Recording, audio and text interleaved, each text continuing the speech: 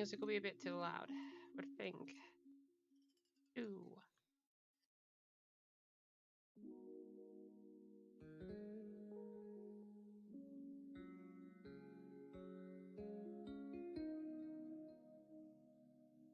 Should hopefully be better. I have to do one thing really quick before I actually start. I'm an idiot.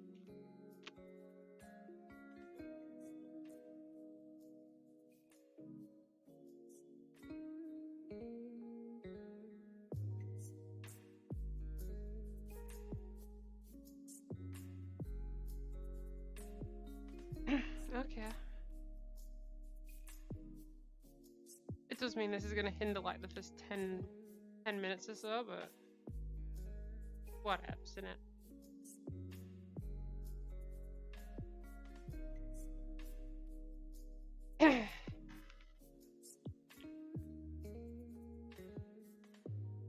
Okay.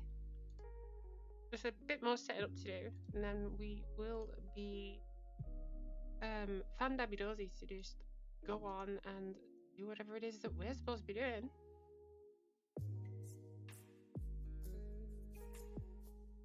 We're just chatting because I'm not planning on jumping around. I'm more planning on actually just talking.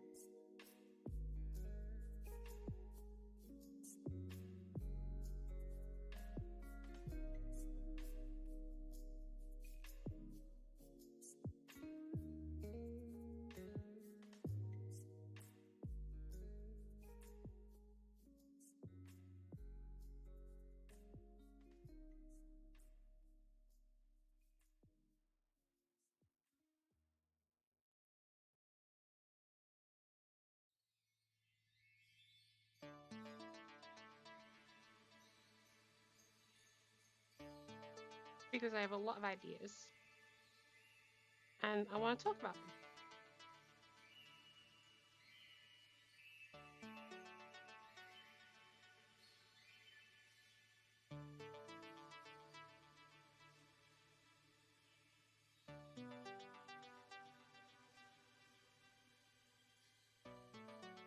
Now then,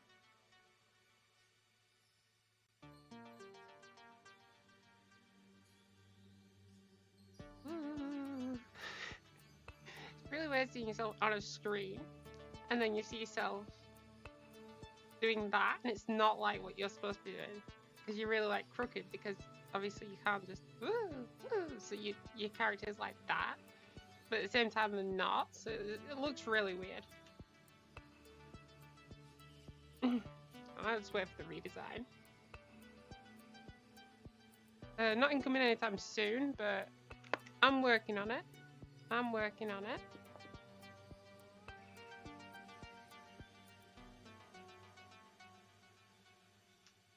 Ooh, look at that. It's like, what happened? There we go, my headset went off. Like I'm trying to do some like imaginary shadows in there on the wall.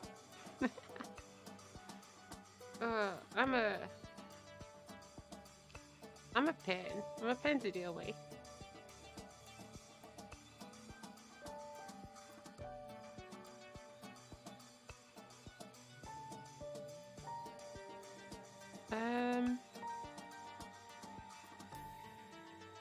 Pretty good. One more thing to do.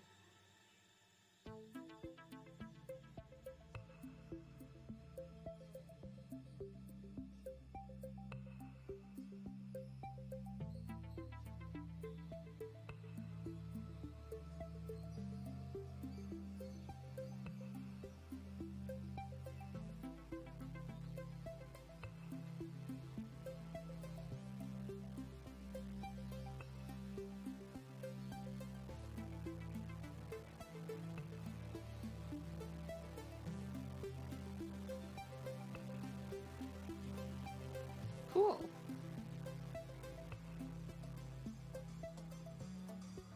All right, we can start. Well, we can as soon as I get my chat in a separate window. Ooh, look at that. So because this is just chatting as well, I don't need it linked to my arm or anything like that, so...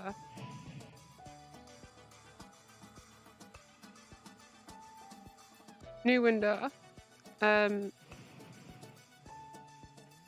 is awesome, by the way. I used to use, what was it called now?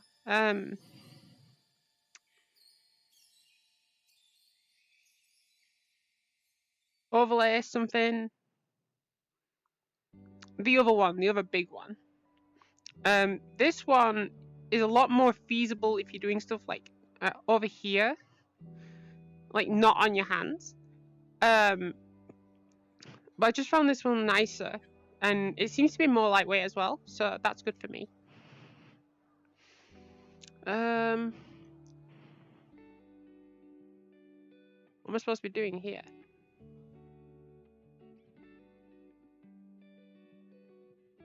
Whee! Not this one. Definitely not that one. Bear with me 1 moment.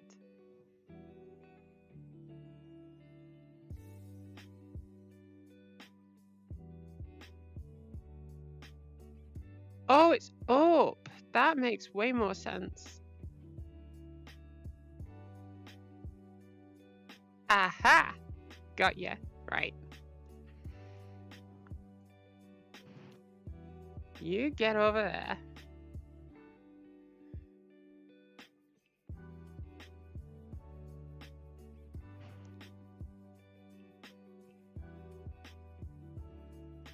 Perfect. I need to block the input as well, otherwise I'd end up clicking on it, which just causes problems. So yeah, let me just put my headphones on and then we're good to go.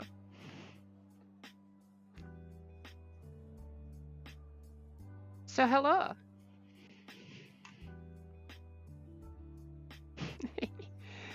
I'm Sky. I will be your host tonight. Disregard the name on the jacket. Rebranding in progress.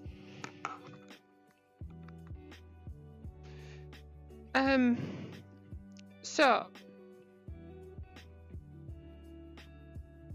I wanted to talk quite a bit about pretty much what I envision about, because I think a lot of the time I talk about things, quite sporadically, and they're quite bizarre to people because I don't explain myself very well.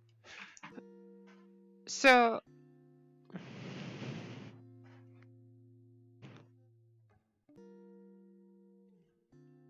I want to kind of explain that and explain like what I want and what I want to do and where I want to go as well. That's a big one. What I eventually want to do, and where I want to be in the future, as well as a slew of ideas that I have that I want to really work on and really work towards. So I guess we start with the basics. I've never streamed in just chatting before, so there's 20 newbies out there. Outside of what my jacket says right here, that is not my name. I'm in the middle of a rebranding, which is where I'll come to the ideas later. Boo boo boo. However, my name's Sky, and I am a streamer of many things. And up until Halloween, I was streaming for 5 days a week. And that doesn't sound like a lot, but I think it's quite good to understand that when I did stream 5 days a week, I was streaming that alongside a full-time job as well. And let me just tell you, that's not fun, staying up till midnight every night. And you think like, oh yeah, let's just push through, you know. Uh, uh. It don't work like that, buddy. It's hard, right? And obviously it drains you and pulls you down, and you don't know what's going on. So my psyche was breaking, and it was for a while. I was in a nice routine. Now I do want to work my way back up. And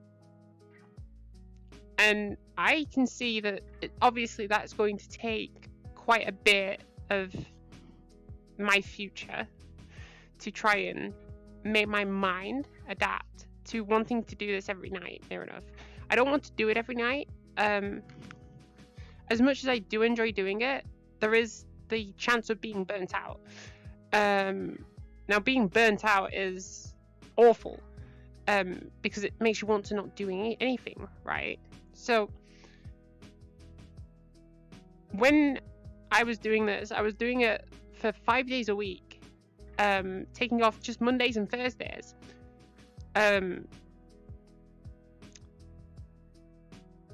Literally just looking for games to play. It was mainly like Dark Souls and what else were we playing at the time? Just side games, you know. We'd mix COD in there and then, and all these other little games and stuff we get, and we were playing all sorts at one point. Celeste, which I still am going to finish. That's a promise. I will finish Celeste. But I was just like in a rut, and it came to the point where I got to one of the weeks and I only streamed for like one day, and I felt really burnt out. And this was after Halloween. So on the Halloween week, my original plan was to stream every day.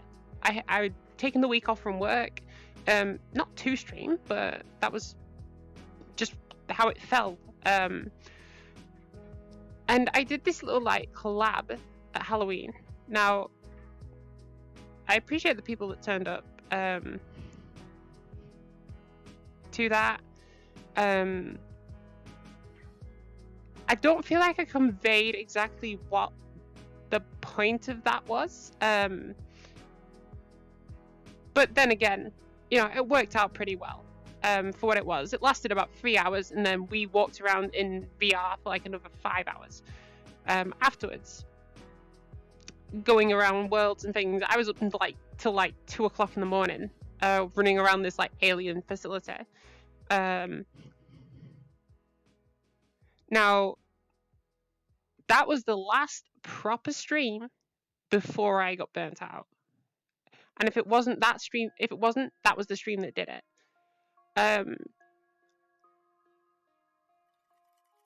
I get very protective, if you will, over what I play and how I play it. Which is why it kind of angers me when, you know, people kind of come in and they start like saying, you need to do this, you need to do this, this is how you play the game. Now that did happen over that Halloween week, and it was a game that I literally bought, and, you know, if I'm going to do it, there's a reason there are no backseating categories there.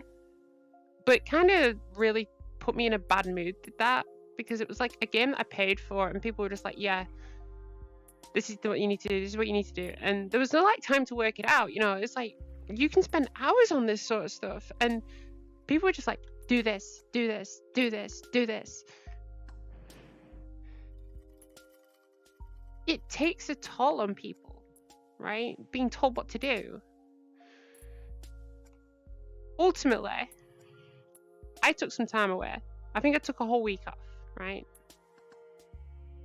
I recalibrated myself, got back to where I was.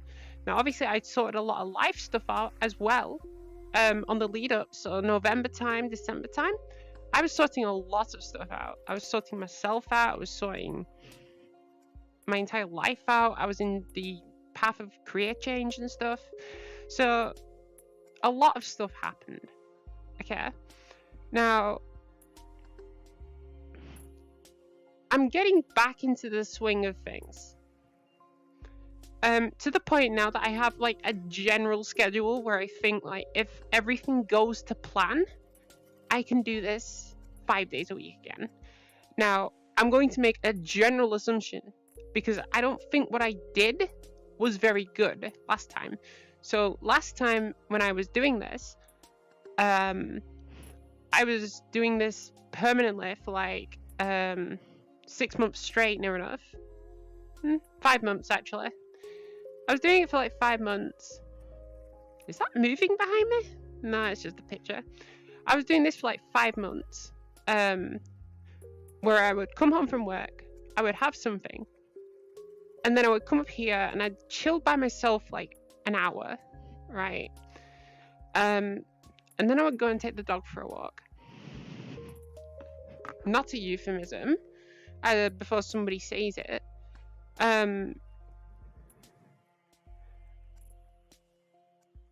But then I would come back, and then I'd start. I'd make a brew, potentially.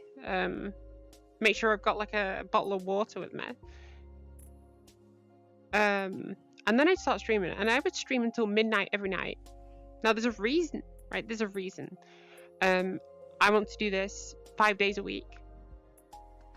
And it's not going to be Sundays.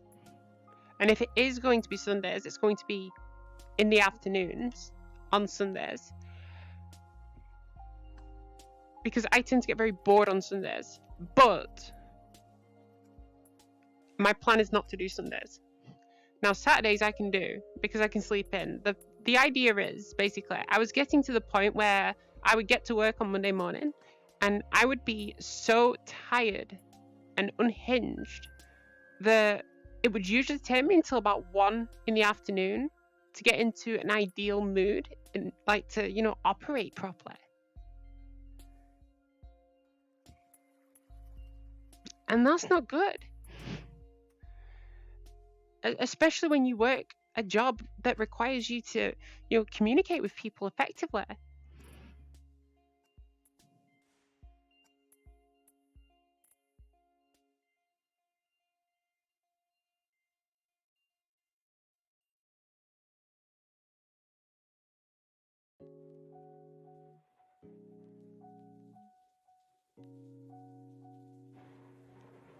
I'm sorry, I'm just messing with I'm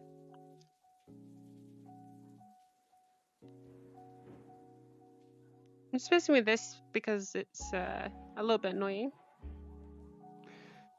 I'll leave it as it is. Anyway, that was where I was at. Basically getting very burnt out, very tired, and I was getting quite miserable.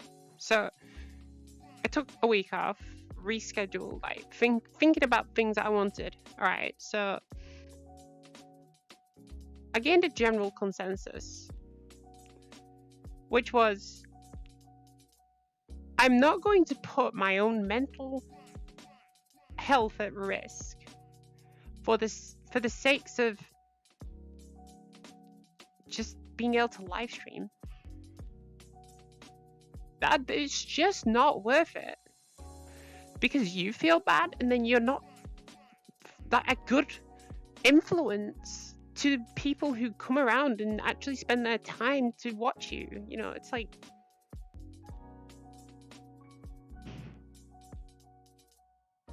use like your common sense. So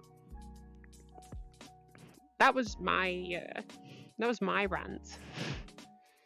And then I started thinking about what I wanted, what I actually want from this, what I want to do. So I had a thought about it, and I was thinking, like, what do I actually want to do? What do I want to do with my life? And what do I want to do with streaming? Because I think a lot of people already kind of guess when they come in here and they hear me, you know. Oh yeah, this is a trans streamer, you know. Jumping on the VTube hype and stuff. It's like I don't think people realize people realize quite as much as how, you know, VTubing really helps people come out of their shell. Because you're not kind of showing yourself up.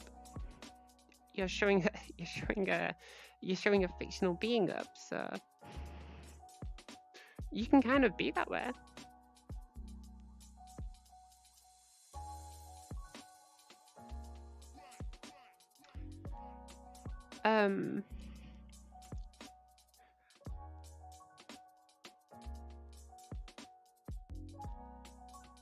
I sit down and think, what do you want to be? Right? And my idea is I want to be the best person that I can be. How's that one for you? I can't be perfect. I don't think anyone can ever be perfect. Now, what I do think people can be is respectful, compassionate. I think people can be very deserving. And there are good people, just like there are bad people. What do I want to be? I want to be one of those good people. I want to be one of those kind, compassionate people. At the same time, that doesn't make me a pushover. All right. If I think you're being a bad influence, or you are being very trepid, very undeserving, pretty much, of I won't say being spoken to, but it's like, why would I isolate my time into dealing with someone who's going to be very emotionally negative and doesn't listen to stuff, you know? That's the reasoning. I wouldn't ever give my time to somebody who is going to just sit there and be like, do you think I care? Well, all right then. I'm just gonna walk away then. No, you stay. But you either want me here or you don't. That's the kind of mentality, right? And it's like, you're just there to be a punching bag. And I really can't put up with that. I feel like that's just, it's a bad thing to have in your social bubble, right?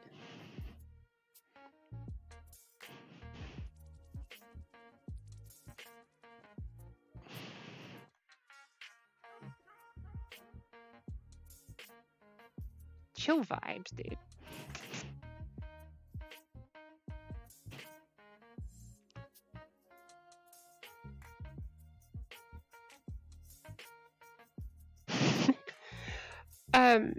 So where am I going with life then? My hopes is that I'm going to be able to buy a house soon, which should hopefully help with scheduling and stuff. That will help exponentially. It also means that I can get some slightly better stuff as well. Let's hope. I really like this song as well. This song's pretty good. It reminds me a lot of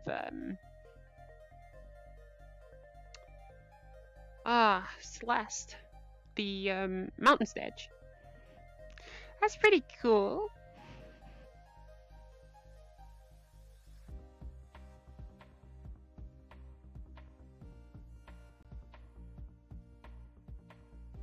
We're not jumping around. We're not world hopping. We're not like being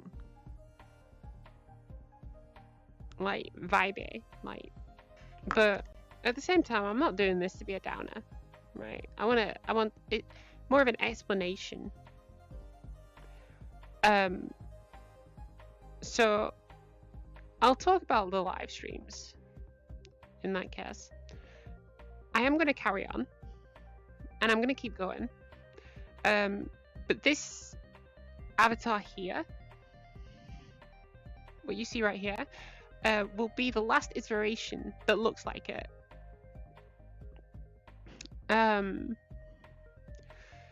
The base model kind of will stay, but everything else is going to change. And this comes off the back of me wanting a complete redesign. So I'm going to change out my stylization. I'm going to go very like steampunk, if you would, but not in the sense of, oh yeah, you're gonna go to like just be like all those other steampunk ones. It's like, no. You see, my whole aesthetic, my whole aesthetic is to be a pretty much persona within the internet, right? So within the cyber world, the cyberspace, that is where I originate from. So why would it make sense to be steampunk then?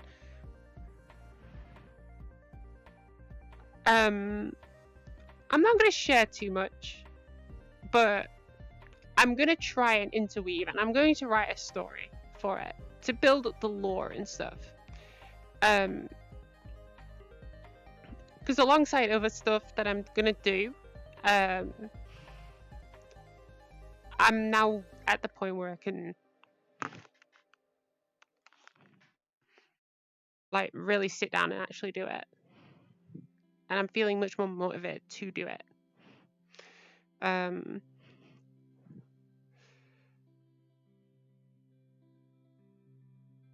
the point where it's like, is it a redesign? Is it writing something? How far are you willing to take that? How far are you willing to go with certain things? You know, it's like, that is exactly the point. I want to push boundaries. I might not be good at any of it, but I want to at least try. Coffee time.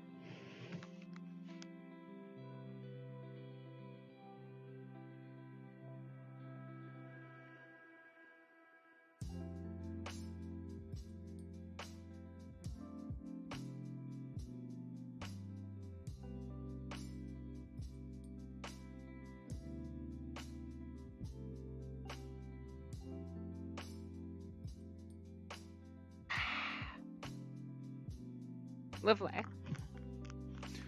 Coffee's amazing. You know, if you've never had coffee, you should at least give it a try.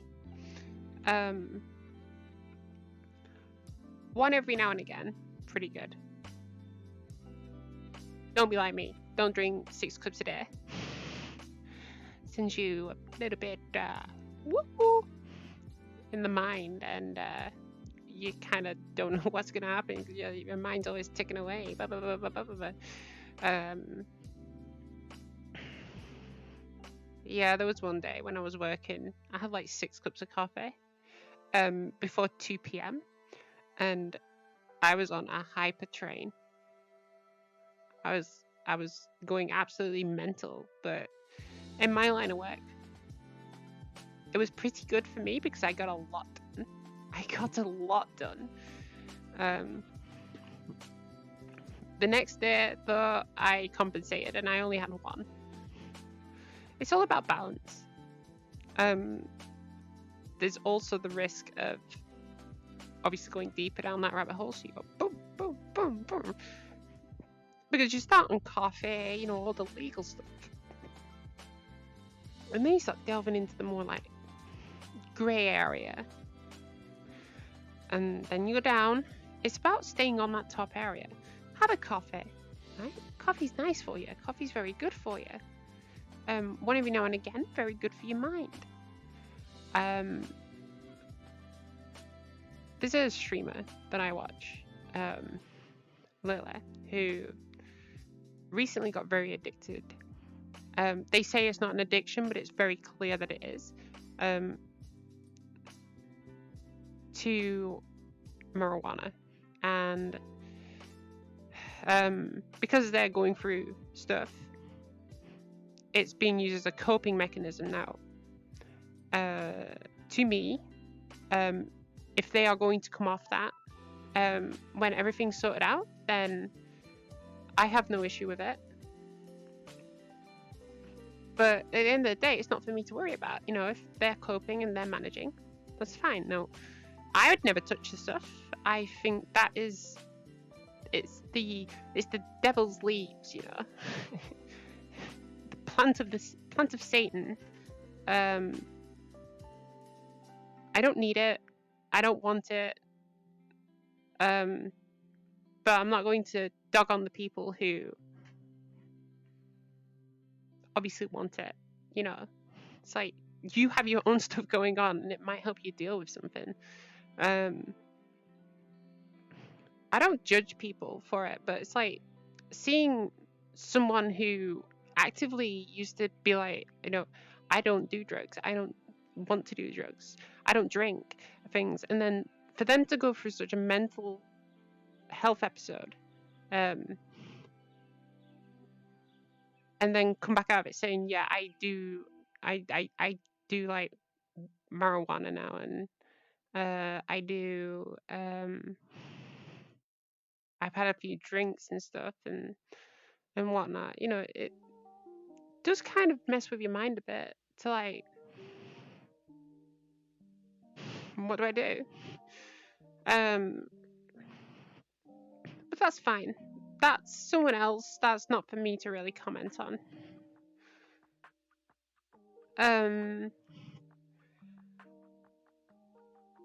I don't have the ability to do that, even if I wanted to, which is probably why I don't want to do it.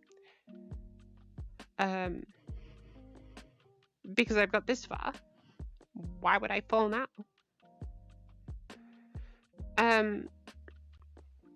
So yeah, basically I want to redesign, and I'm going to build an entire lore and story around it, around my character, around the world that I'm inhabiting, around everything, right?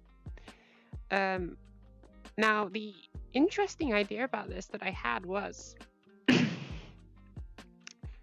how to present the idea, right? So my general idea was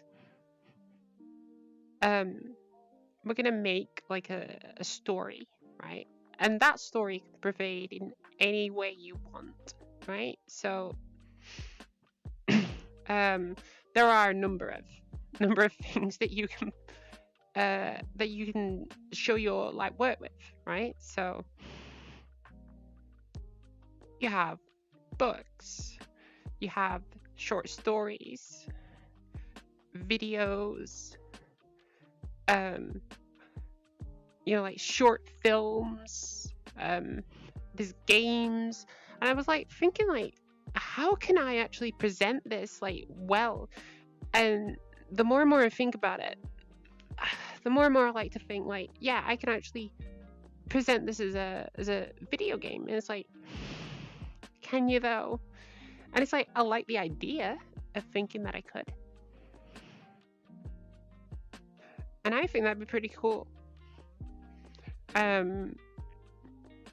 Now the way it'd be presented would be weird, because I was thinking a mix of like walk around exploration and hack and slash, but at the same time I can't see that actually being feasible.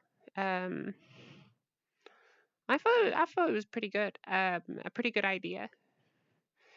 It would take a very long time to create though, so I think that would be like a hindrance on the whole thing. A lot of this would come out when obviously the redesign comes out. When I made Ominous, that was originally supposed to be a video, but instead, I think how I released it was I started earlier in the night, so I started at roughly, I think I started releasing it roughly around 10:30, maybe 11 o'clock at night my time, all the way into like maybe 12. So it was like an hour's burst of just like messages. So my Twitter and my Discord just got filled with messages in one go. Hi Varga, how you doing? Varga. I think I've always messed your name up. I apologize. I'm doing pretty good. How are you doing? I'm just chatting about the future.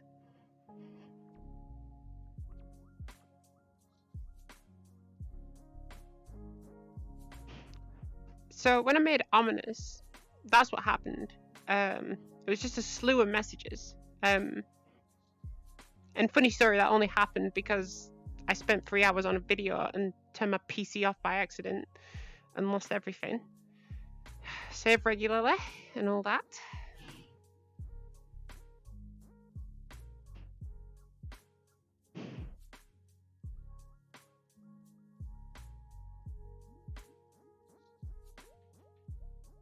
You got it? I'm interested in hearing about where you're taking your well.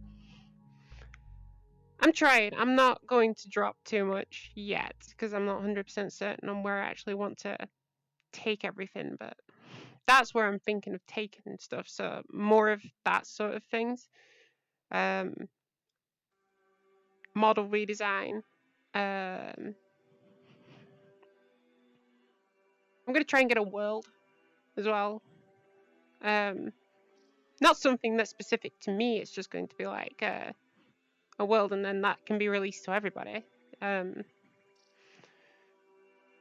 Just something I want personally.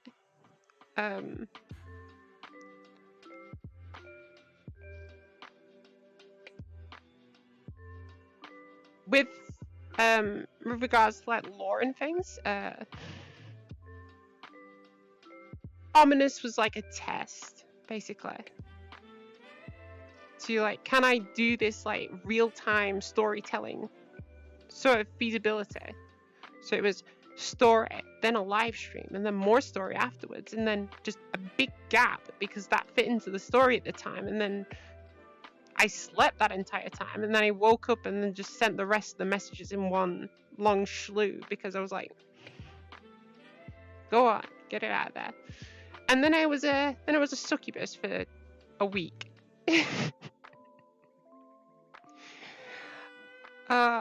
Good times, good times. Need to think what I'm doing this year. Ooh. Now that is ominous. We don't know what we're doing. It's gonna be crazy.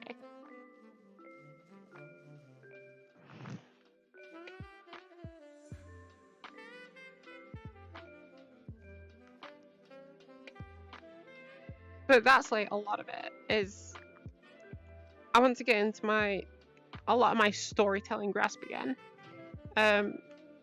Even if it's just like short one-offs and stuff like that, and just get into that because again the Halloween events and stuff, that was another instance of where I was telling a poor story off. I have, I think, 4 things on the roll at once, in regards to things that I will share, things that I won't share, things that affect me IRL. All in this like writing mechanism. It's just backwards, forwards, backwards, forwards, backwards, forwards, backwards, forwards, but between like all of them. So there's too many plates spinning at once, I think. Because now I have the lore for this to write up completely, which I'm currently addicted to. I have an IRL project, which has me IRL in it. I haven't done anything of it yet, but my plan is to have videos and Again, the same kind of like lore stuff. That won't be out for a while. Just friendly because it's really bad here. It's bad weather, and I need to be outside for it.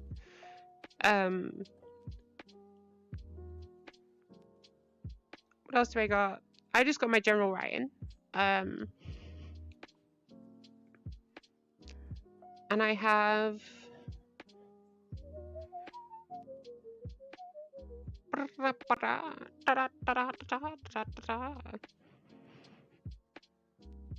other little projects that I do as well. Letting alone I'm getting back into coding and stuff, so that's pretty fun.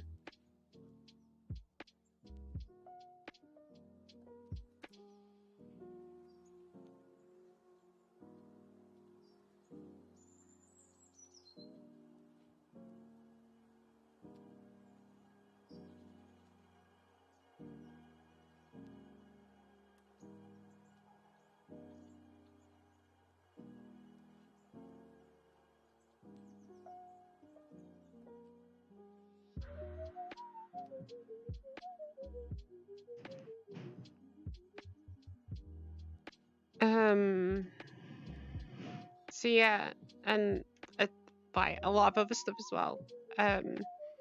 3D modeling, another big one. Because I want to try and redo this entire thing myself if I can. If not, I'll commission it, but I don't really want to because I want to actually learn how to do it myself. But that doesn't mean like half, like, you know, messing about, being like, oh, that'll do. I actually want it to be right the first time because it makes it harder when you can't just throw it into VRoid Studio and be like, oh yeah, I just want to change this, I want to change this, put a bit of text on the jacket and things. It's like,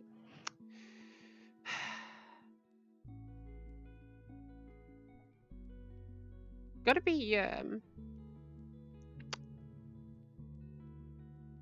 persistent in learning.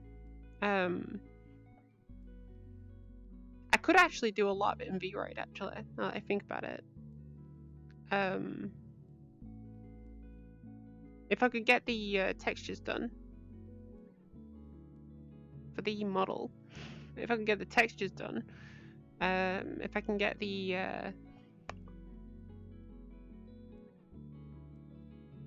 stuff done in VRoid, a lot of it done in VRoid, then I can get it out into Blender and do the last little bits. Like I want a little hat as well. I want I think a lot of stuff around that, the arms and stuff as well. Because you can't do stuff like that in VRoid. You are very limited to how much you can put on. You can like redo the hands and stuff and redo all the skin textures and whatever, but you can't go more than, oh, you want a jacket on, then this is all you can have.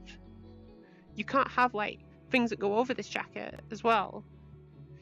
So stuff like that, you know, you need like the experience in doing that. And it's not that I want anything super miraculous on it, you know, I don't want all these different like things popping out. I don't want a massive scythe to come out of my hand every time I raise it, you know. It's like, I just want something general, something cozy, but, you know, kind of looks good. I don't know, you know, again, I'm still designing what I want, so I'm thinking about it, and that's probably going to be my next couple of days, kind of trying to get a concept, seeing if I can do it, and then if I can't, passing that to somebody else to do. Because then I get it back, and then I can put it into VSeeFace and do all the VR chat imports and whatever.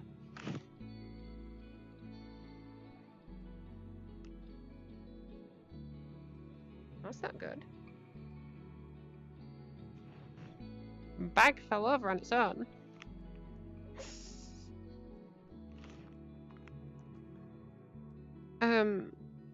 So yeah, basically that's a lot about this. I've dropped some of the games, so I made an edit on Discord. I dropped some of the games. I am going to go back through and see what I actually need to finish and actually properly update our list, because it was all just done from memory.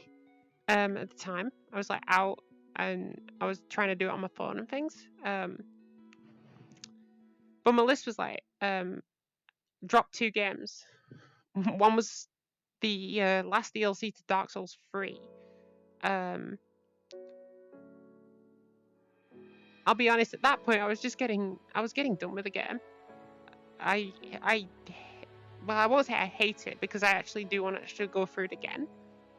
On a second time through, just to see how like the New Game Plus experience is. But also, I don't like that DLC. I think it just got too hard for what it was. The other game was Persona Q2. Everything went perfectly fine. Yeah, I played that game for like 6 hours. We did pretty much the first world, and then we had to drop it right at the very end. It was like 2 in the morning, and we were having emulation issues. So, for the sake of sounding like, oh, the game is too hard, I don't want to play a game where the character is like, I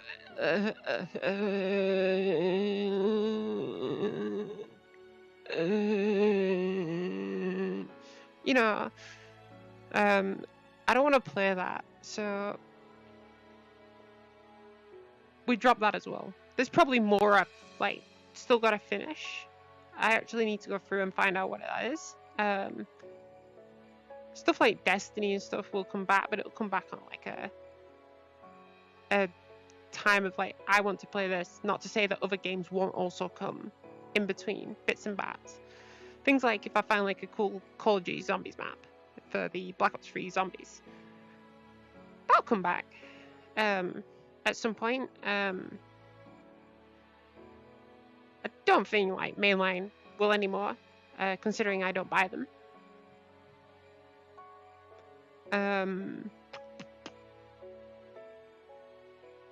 Trying to think about what else.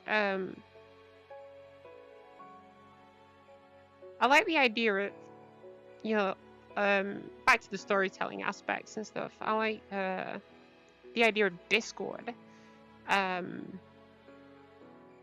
a medium of being able to tell that. So I know Twitter is a big amplifier of communication across other people in that same like subcategory as you, rather than actually trying to promote yourself to people.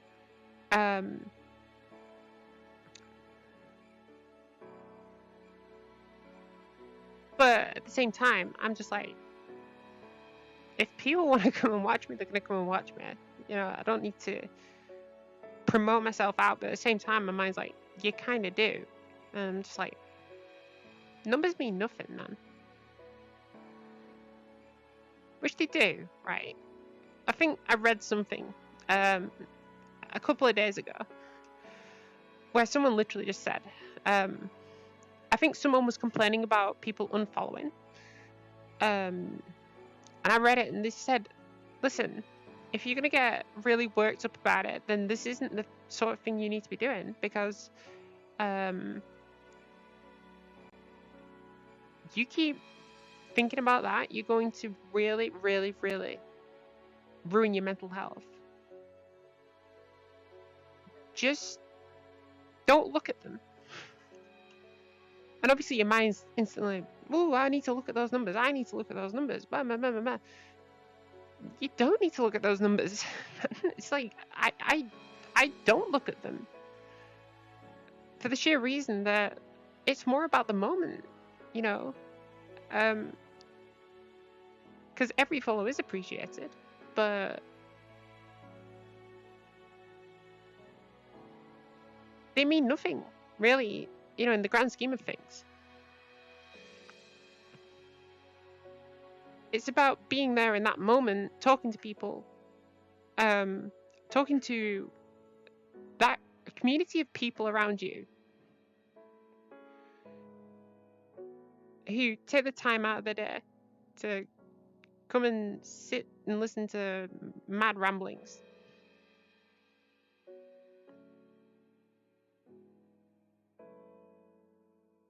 That's all it is.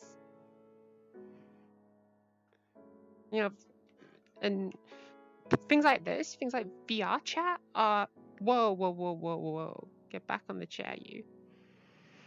Things like VR chat are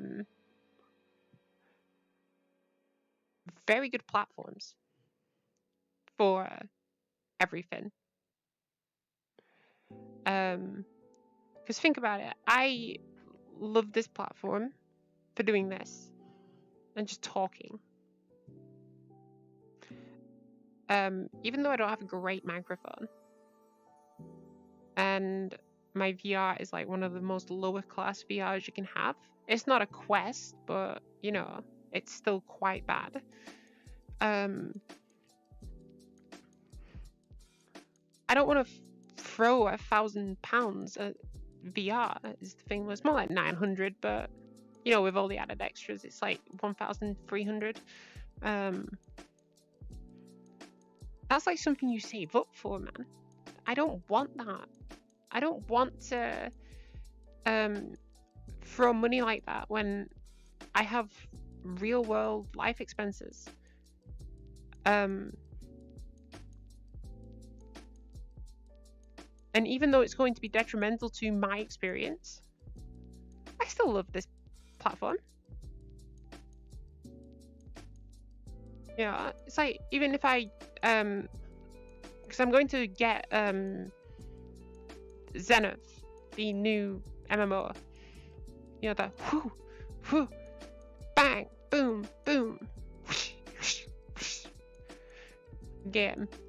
And grind that out, because the Destiny grind just it got that itch for me, and it's made me very very susceptible to the old MMO grind. So I'm going to do that because that's going to be consistently updated as well, and it looks pretty fun.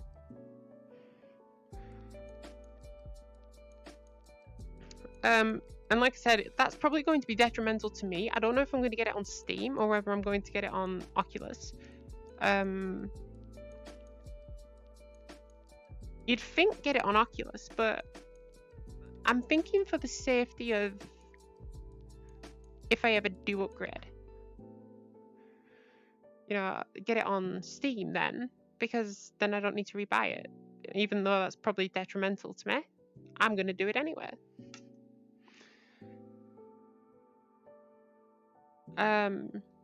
But yeah, you can't let numbers control you with that. And it's not even about jumping on like the hype trains of games. I play games that no one's even heard of sometimes, you know, because I want to play them. I was on the hype of playing Skull Monkeys the other day. Do you know how old that game is?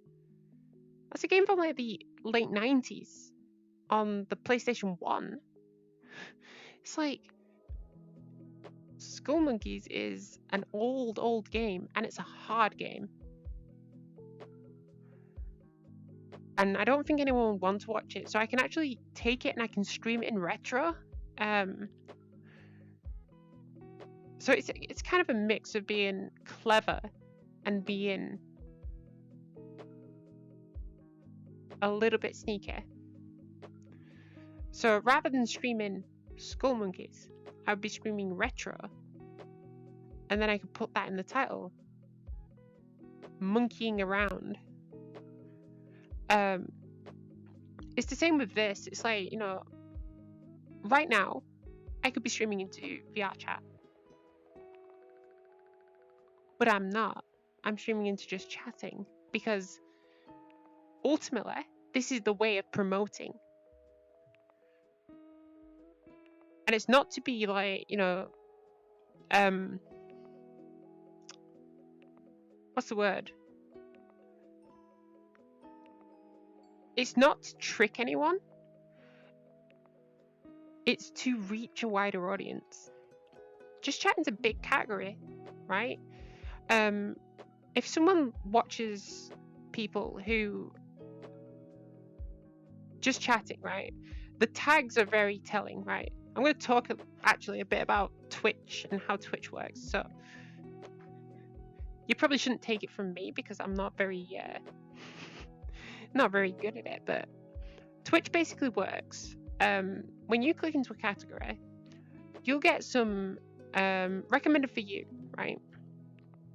That recommended for you category is basically worked on by an algorithm because it looks for common things across all the people you watch from that category. So if I clicked into VR chat right now, it would look into LGBTA, QIA, right? Plus.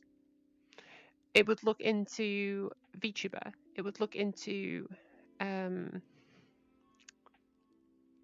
me have a think.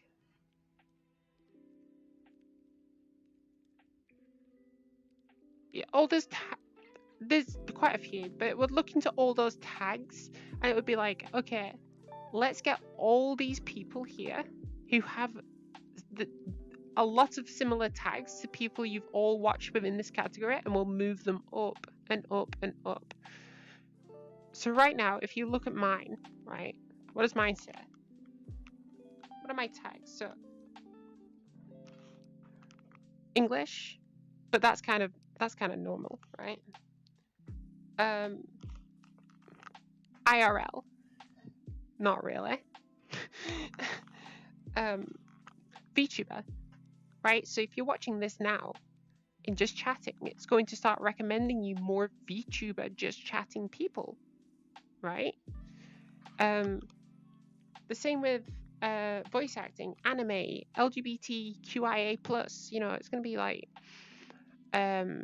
recommending more of those categories to you as we like the more and more watch time you give to those tags in this category. That's how Twitch works. So it bests people when they come into something like just chatting to put a load of ridiculous tags on, because it means that say for instance, right, I put a tag on right now that's something like I don't know, let's make up a tag. Crab, right? Let's say there was a tag that's called crab, right? And that tag would sit in my stream. And let's say there was a big streamer, right, out there that was streaming with like 4K, something like that, viewers. And they had this tag crab, right? And let's say it's like an unknown tag, basically. What would happen is as they progressively get more and more people watching them, my stream would jump. Even though I'm on a much lower view count than they are, my stream would jump up and up and up and up. That's why voice acting is on, because if someone then wants to filter by voice acting, I'm the top of their list. I'm one of them. It's all mind games, and this is how people jump like exponentially up. Now, I'm not going to be deceitful. I'm not going to put tags on that I don't use. Because if anyone wants it on request, I can voice act straight away. As I think Ace Attorney clearly shows. Ace Attorney's great. You go from being like a normal voice, so you can talk in your normal voice. Yeah, blah, blah, blah, blah. I think the victim did this, and then all of a sudden you have to really switch your voice really quickly and keep an eye on who's speaking, because it doesn't always flick backwards and forwards between who's speaking and who's on screen. So it's usually just in the text box. But if you're narrating over it and you're being the narrator for it, you have to keep an eye on who's speaking and who is actually talking. So if you've got a someone who is presenting female on this side and someone who's presenting male on this side, and the camera is focused on this person, you have to go from "I think they did this" really, really quickly back to "Oh no, it's so bad." You know, it's voice acting, dude. Although I have the upper hand in doing that because obvious reasons. It's pretty cool. And that's another like thing in this platform that I like. It's just the role players. I love the role players that are going on at the minute. When Callous Row was going on, I was watching Callous Row. I delve in and out of Fractured Fronts. I'm sure there's a load more role players, but I need to find them. When Callous Row comes back, so Callous Row is getting rebranded as Neon Divide. I'm going to be watching that every week because that was really good last time.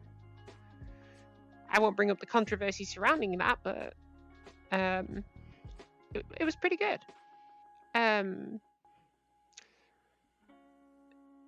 VR chat's just versatile. It's so versatile, you can use it for anything. Much like people use it for just chatting and live streaming. Where are you going? Much like people use it for that, people use it for role plays and a medium of storytelling. Yeah.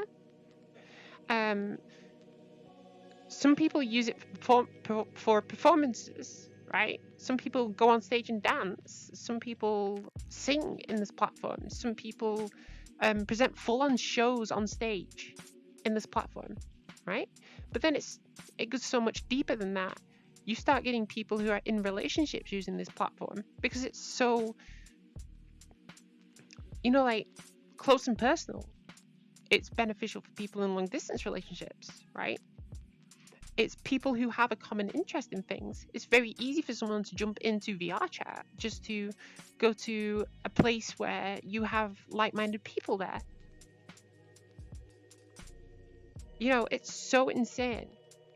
The only place I wouldn't go right now is the Black Cat because it's infested with, let me check my notes here. Oh yeah, children.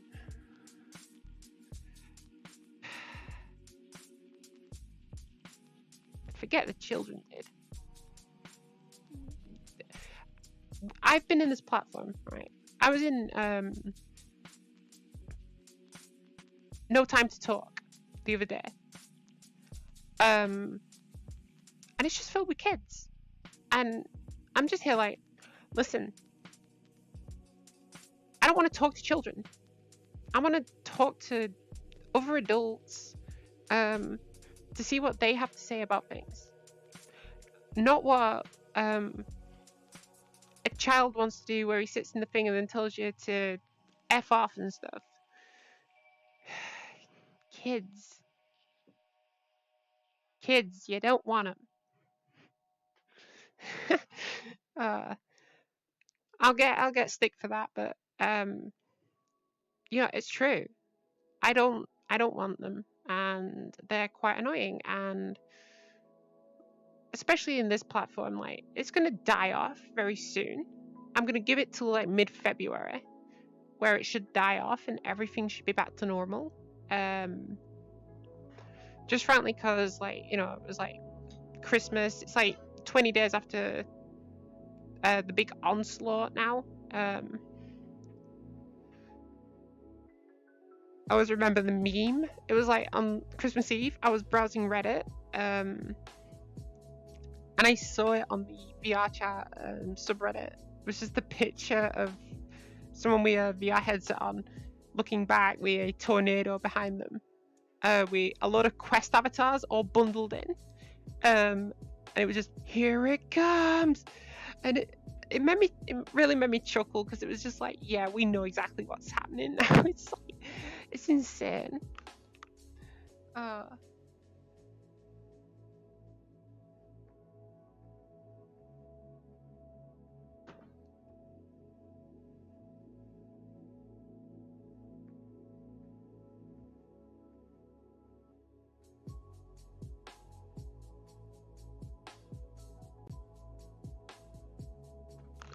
So what's the plan? This game's staying. I think that's quite clear. I do like this place. I have an idea for utilizing it in a certain way. I want to really work on socialization myself and lots of other things actually. I want to start incorporating I'm sorry. I want to start incorporating more VR as well. That'd probably be on the weekends. But I have like a big backlog of VR games. So, like I said, come next week, when Zenith's launch, we are playing that game on launch. There's no doubt in that. We are playing on launch. End of story. But I want to like start bringing in like other VR games. So I want to play Half-Life Alyx. I played it halfway through, but I'll restart. I want to play that through all the way.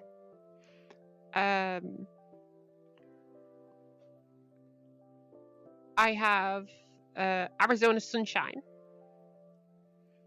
I want to at least do all the missions in that. Not on the hardest difficulty, but you know, just like casually like boom, boom, boom. It feels pretty cool when you got like 4 headshots in a row and you're just like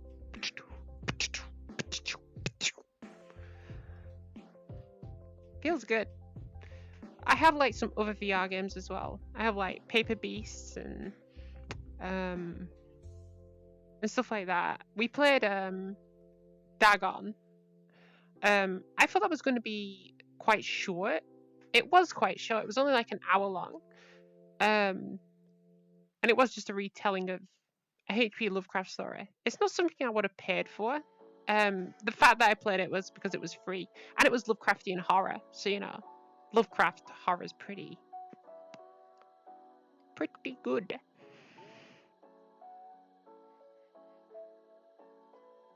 I love like the Cthulhu stuff.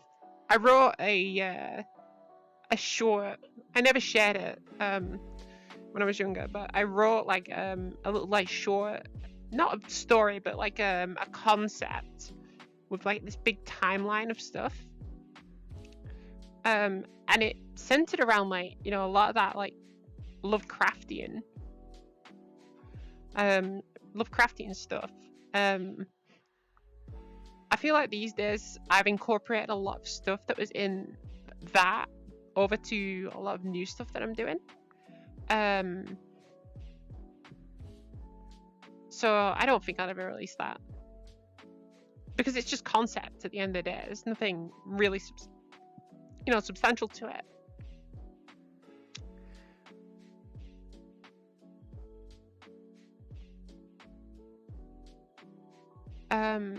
So yeah, there's that. There's like little stuff to do with this game in there that I want to do. The only reason I haven't got around to that is because I never actually finished the models for it. I think I'll get around to that at some point and at least try and do like 2 or 3 of them to see how it like does. Finish off one, then I can at least say like, hey, look, I've done something. And then when it comes around to it, I want to do it the second time. I'll carry on.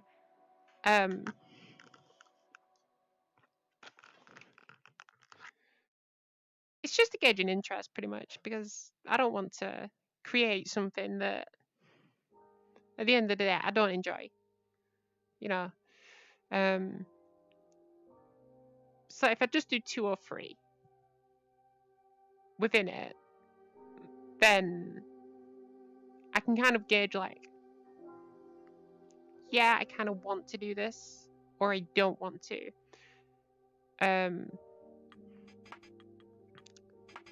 it's just about finding the time to do what I want to do in this actual game, as opposed to thinking about it.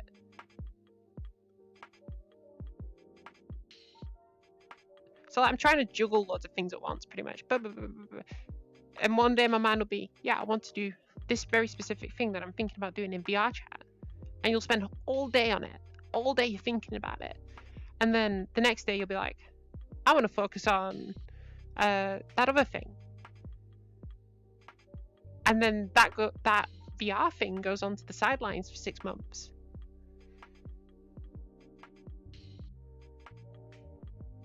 And then one day you say, right, I'm going to sit down. I'm actually going to do this thing. I'm going to do this thing about this game. And then you sit down and just play a different game. That's my problem. But at the end of the day, it's just what it is, right? You can't force yourself to do something you don't want to do. And I think a lot of what I do is below the expectations that I want, even though I'm enjoying myself. And like I said, you start letting numbers like delve into you, it ruins your mental psyche, and then you obviously like, what are you supposed to do with that? You're burnt out and you can't carry on. Just seems bad, you know?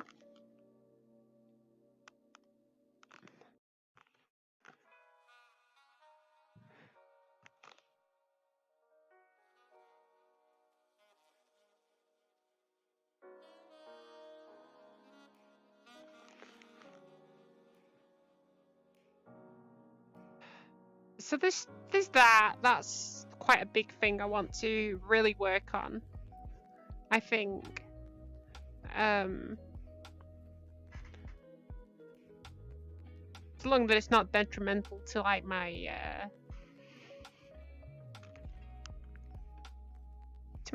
career, I guess.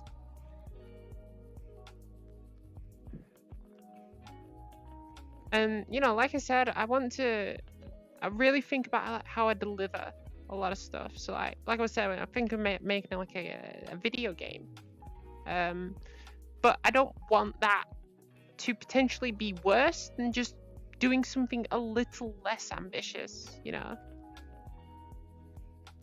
That's the kicker. I don't want something to come out and it feel just really half done. I want to feel like I'm actually putting a lot of effort into it and seeing the payoff for that effort. You know, I don't want to bring out a really half done, cheap looking, free video game for the sakes of trying to do something different. Because then it's remembered as really bad. And no one will ever attempt it again. What I have for the idea is pretty good. I don't want to share it, understandably.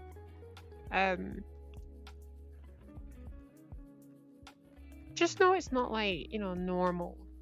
It's not like you're standardized. I want to do this specific thing in the video game. It's not like just visual novel sort of style. I know a lot of people like to make visual novel games and stuff, and you know, it's like I understand the appeal, right? But that's not where I go, I don't think. I feel like when you're in that aspect and you start to move into like gaming and stuff, you need to really capture the envisionment of people. And let people have the freedom to do what they want in the game and not just tell the story. Like, let them play this game to learn the story, you know. That's what I think, though. The chances of it happening are pretty slim to none. It's just a thought process at the moment.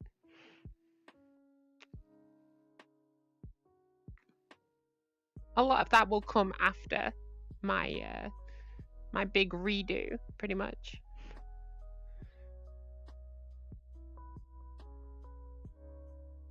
But in large aspects, like, nothing much will change.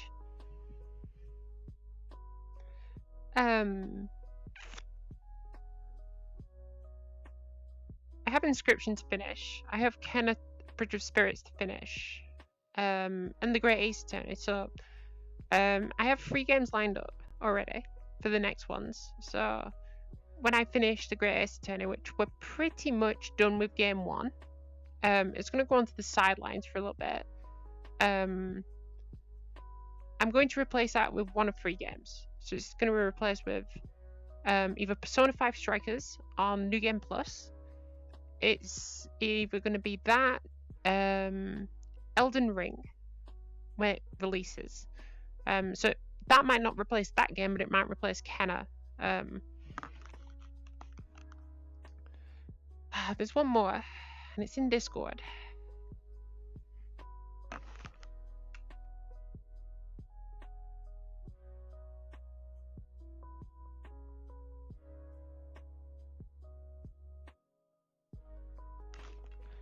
Oh yeah, Destiny 2, Witch Queen. I would mainly stream the campaign for that, and a lot of the grindy, like, redo this, redo that, go and do a lot of bounties and stuff, I'd probably keep to, like, just myself, I guess. I don't think, like, people want to see that, because it is just, like, a really long grind, and I don't think people enjoy the long grind.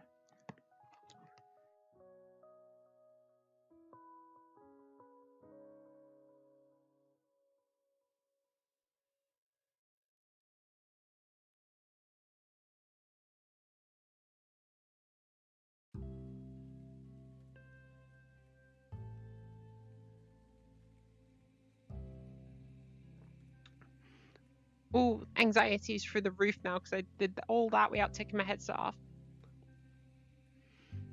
Was it back on the table? It was back on the table.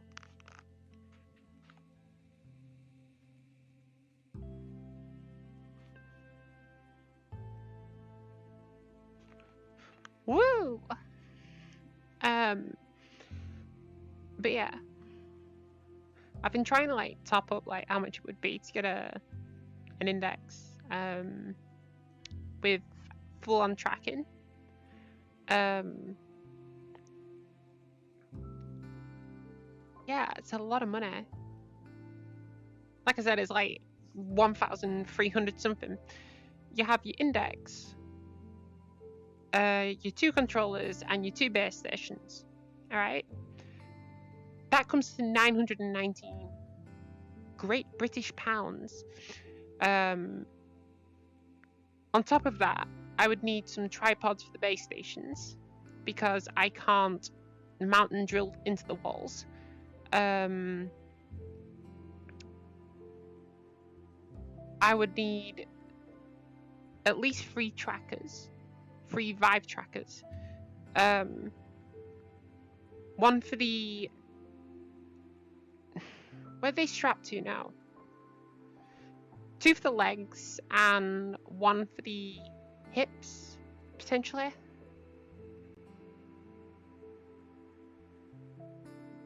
Because a lot of tracking can be done with, you know, these, like this.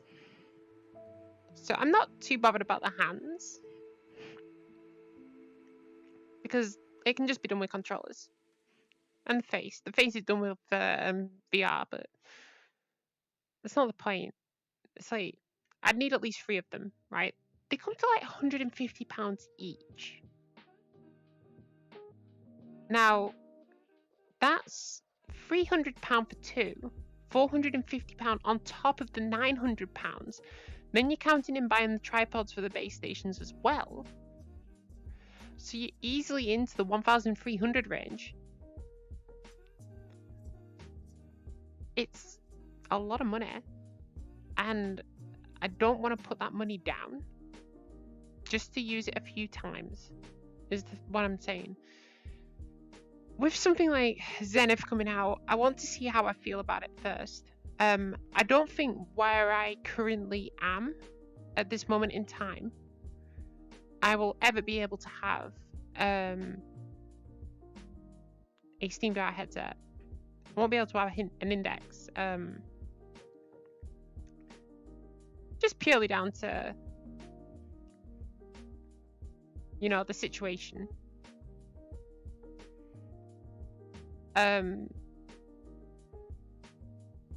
But obviously when I start getting like things together and stuff, I should hopefully be able to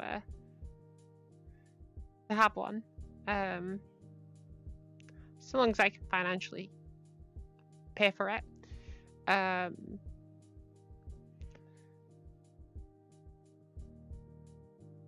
See, like a lot of people IRL tend to tell me that I'm very poor with money, because I spend it all on like games and stuff and whatever.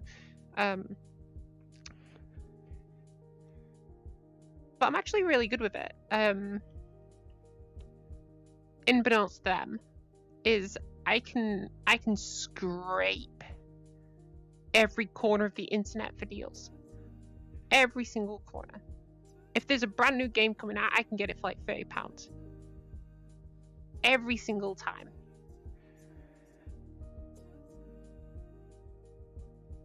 I am a very stealthy person when it comes to that. It's like Elden Ring. Elden Ring's like £60 everywhere.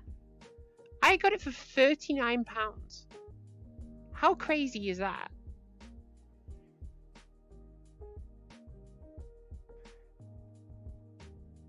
I think sometimes I've made bad purchases.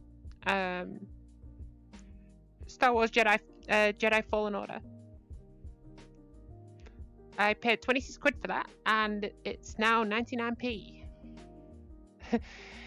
About a year later. And I haven't actually played it through yet, so I don't think I'll ever play that through, though. It was bugged quite a lot from what I remember. So, hey-ho, can't do anything about that.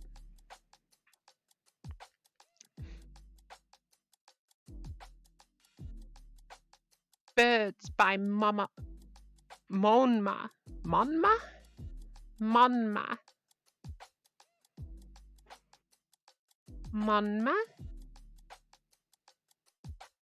Monma Misha.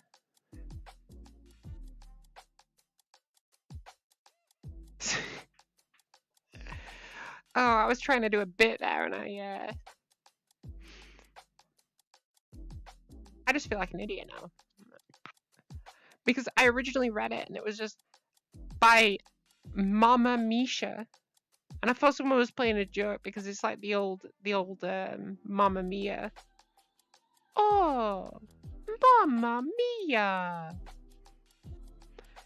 You know, so I saw that, I thought, Monma? Is that right? Because I read it as Mama the first time. So yeah, that's something to look forward to, if I can financially afford it. And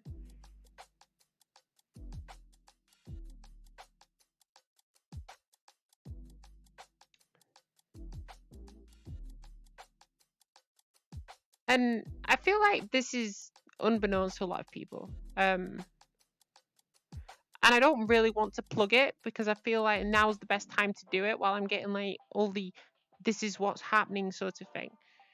I have a Throne link, and it's all Throne is basically you can buy stuff and send it over to me. I don't like asking people for stuff. And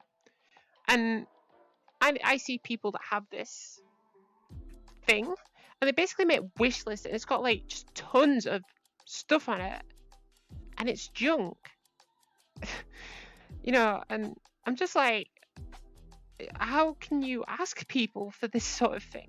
It's like everything that I would ask for would literally just be for the benefit of the live stream. You know, if I asked for a Steam Deck, that's all it's used for. So that's literally all I would use it for. Right? I would never ask someone to buy like a statue or buy a model figurine.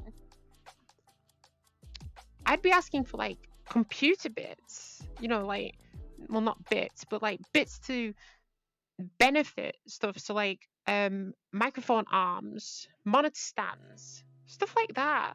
It's like I don't understand why people ask for this like stuff themselves. Now if people want to buy them that stuff, then more the power to them, because it's really controversial for me to say it,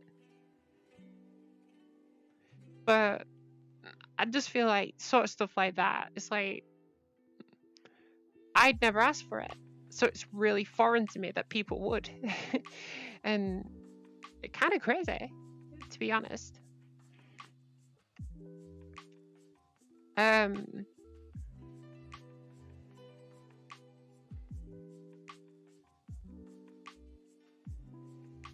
My whole idea originally, so when I first started, right, because I've gone through quite a few model changes, right, over the years. Let me just pull a few up just to kind of show this. I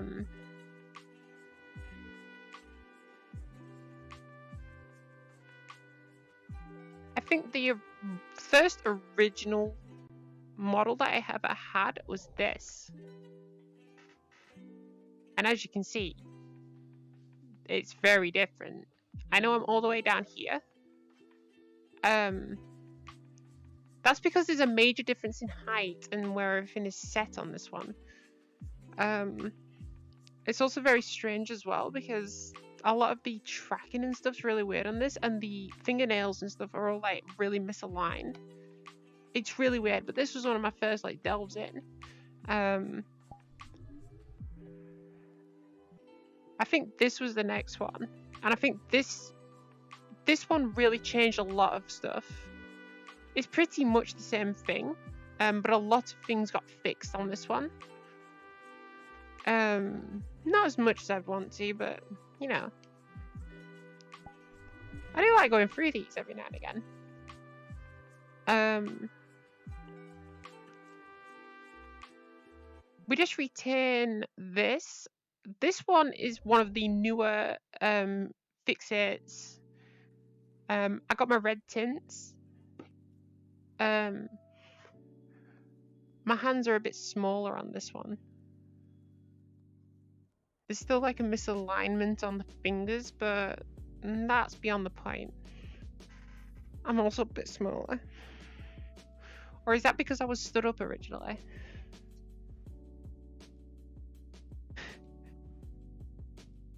Maybe it's that. Who knows?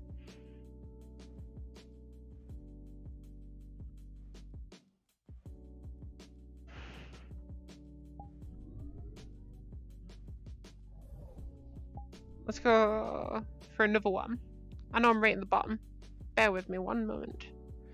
So this is where I really delved into this persona.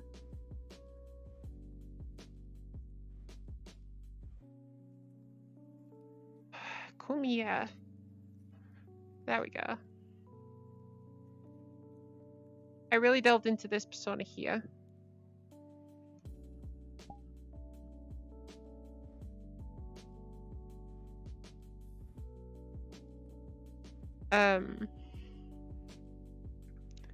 And this was like the first like incursion into this like, you know, model, because we got the black text on here.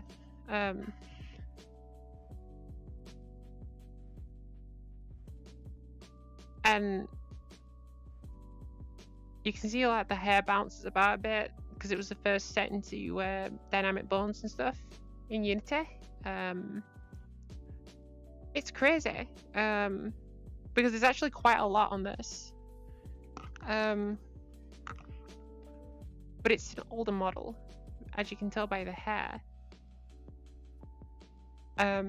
So a lot of the new stuff, like you can tell the dynamic bones are weird. So you go to the new stuff. The stuff that I can show you on here. So that was the first reiteration. Then we get into the actually new stuff, right? So we get to this one. Now, the hair's all brown again. I don't know why, because I set it to red every single time. But yeah, there's not really that much in dynamic bones, just this like little strand on the front here. But pretty much the same model, a little bit of a change, right? We have this one, which is pretty much the same, except I kind of made some more of the hair bounce around on this. So I changed some of the hair settings on this one.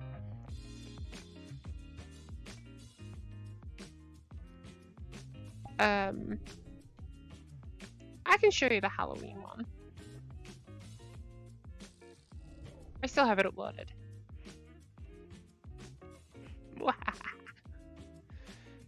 Woo! Spooky. Spooky, right? No, it's not spooky at all. It's just makeshift. Although I'm very happy with the tail. The fact that I make that move about is crazy. And the funny thing is, it's all just done through dynamic bones. Thank you, Vroid. That is probably the best thing I've ever made out of Vroid. No joke. And let me just get this new model. It was one new model. I have two versions of this new model. And one of them, the mouth doesn't work.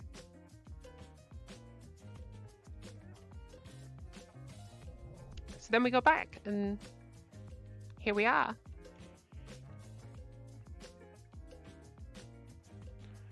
So then I lift you back up, and then we're back to how we were. Pretty cool, right? I find it weird, the fact of how much, like, changed. And this is going to be, like, the big last change when I finally do decide, yeah, that's what we're going to do.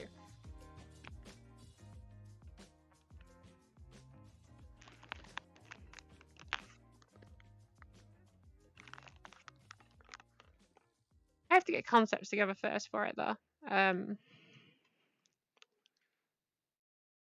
Which I'm going to be doing pretty much tomorrow, Sunday. If not designing Sunday. Concepting tomorrow, definitely.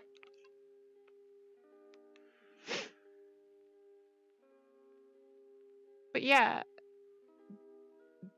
this is the last we're probably going to see of this iteration, and it's kind of sad. Because there's no point me working on another version.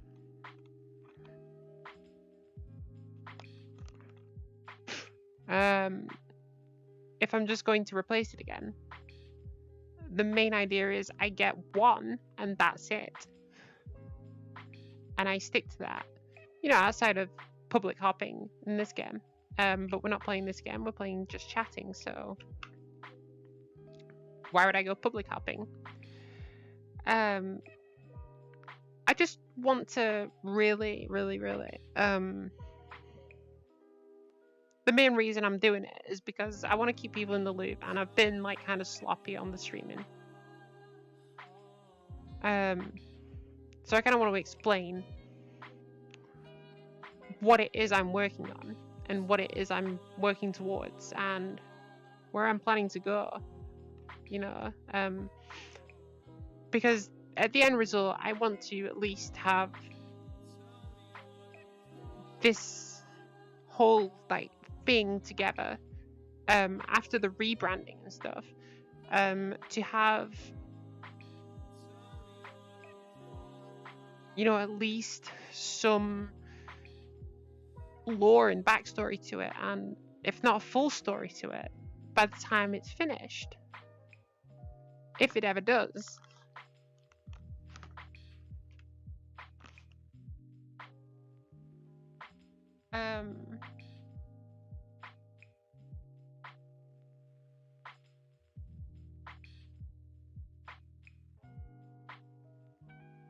So yeah, I find that really weird and really crazy that people would ever say to me, like, you know, you're not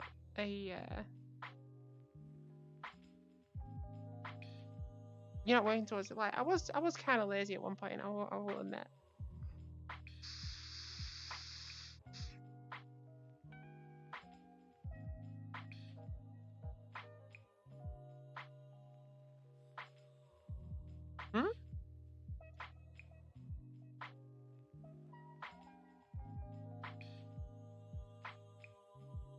Sorry, I'll just very quickly sort these out.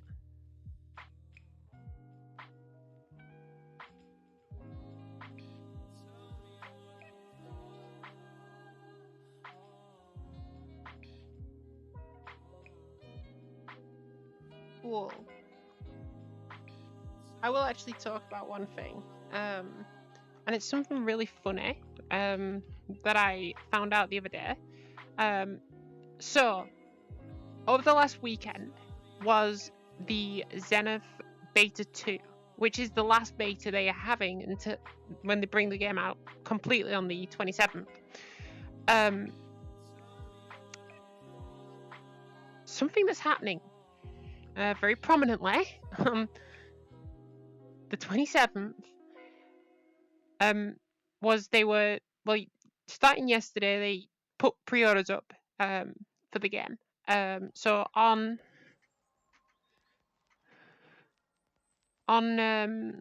Oculus Quest and on, so it's on Oculus Quest,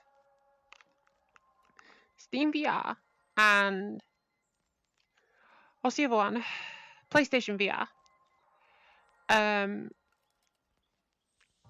Currently at this time, pre-orders are up on Oculus Store, but not up on Steam VR or PlayStation VR. And when they made that announcement, they put a link in their Discord to a website, right? Just called Play Zenith MMO /Zenith, right? So I clicked on it thinking this is the real link, right? And I clicked on it, it seemed legit, like it was showing off the game and whatever. And then I just decided, hold on a moment. I saw the link and I thought, why have they got PlayZenith MMO.com /Zenith? So I took the Zenith off the end and just went to the main domain, right? And I was greeted to this web page that just said ZZ, and it was all like about sleep and stuff, sleep therapy and stuff. And I was like, what? And it was obviously a bug, because if you try and do it now, it doesn't work. But the weirdest thing was, it wasn't as if like the domain had crossed with anybody else, because if you went along the top, there was actually a link to Zenith, and you could click on the thing and it would take you back to that initial web page that the link originally took you to. So like, it's really strange to me that that ever existed in the first place. All copyright for 2019 as well. No real company incorporated onto the web page. A couple of people, and then a link to Zenith by Ramen. So crazy, but it's a little bit strange. Who knows? But that's the kind of thing you need to watch out for, because originally when I clicked on that link and it took me back to this other webpage, I thought I'd been hacked. Given how Discord works, pretty much you can send a link to anyone and just say, I want you to click this link. And when they click on that link, it's going to obviously take you and go, right, I'm going to try and resolve this address. And because it's done all through Discord obviously has like headers and stuff in the links that they send you out from. So those links will basically be like, somewhere in the headers up there will be something to do with Discord, and it will have your authentication token. Now, this is a problem on Discord's side, and it can't be fixed at the moment, but what would happen would be you'd click on this link and it would redirect you to a page, and more than likely you would time out, but it doesn't matter if you time out because the damage would already be done. A lot of hackers and scammers and stuff utilize this flaw in Discord's API to basically capture your token, right? And if they have your token, they can log into Discord as you. And no matter how much you change passwords and things, it's more than likely never going to fix it.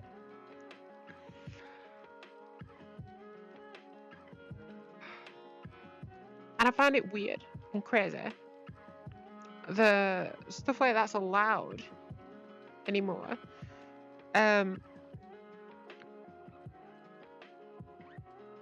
It should be down to Discord to sort that out, because it's quite clear that people are just going to keep falling for it. It's like when the whole like Twitch raid stuff were going on in the old days. I made a clip on that where people were getting like followed by Hoss and stuff like that, and you know, poor guy. Yeah, he was just like everybody else. But they were getting followed by Hoss and stuff, and they were like hate raids. So there were raids against like trans people. There were raids against people of color. You know, different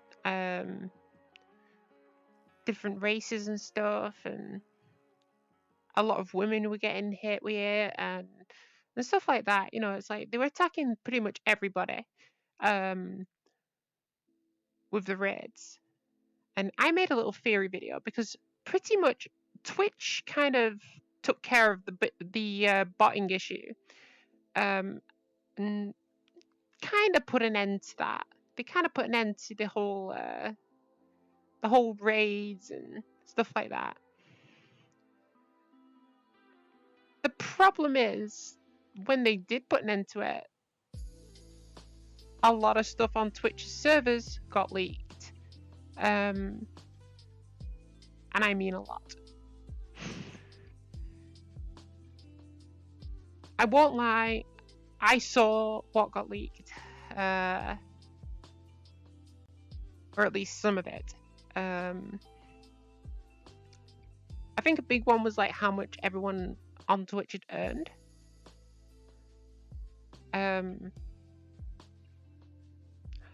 So a big thing about that is that obviously that's kind of personal, and that shouldn't be revealed. I wanted to know how many stuff some people had made. It's not great, the fact that got leaked, but that's not the end of the world, right?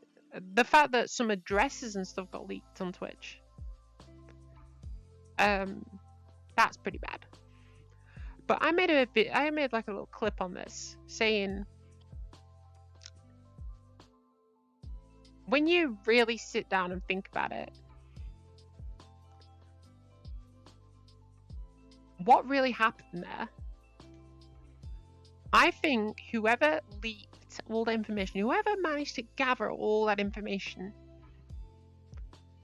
planned all of this from the very beginning, right? So let me run you through this. So this is the Twitch situation from about 2 or 3 months ago, about 4 months ago, something like that. When this happened, pretty much everyone was getting followed, right? So everyone would complain to Twitch about this, right, and saying, right, look, we're having a problem because we're being follow-botted 24/7 whenever we're live, even when we're not live, right? And we'd have to go through and remove all the hotspots and stuff.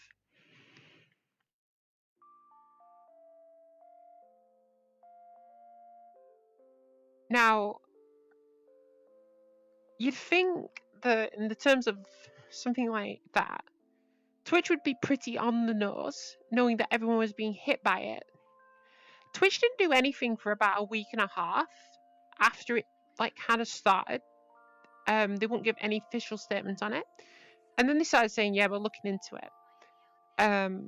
They apparently got the guy who was doing it, but I'm not 100% certain on that.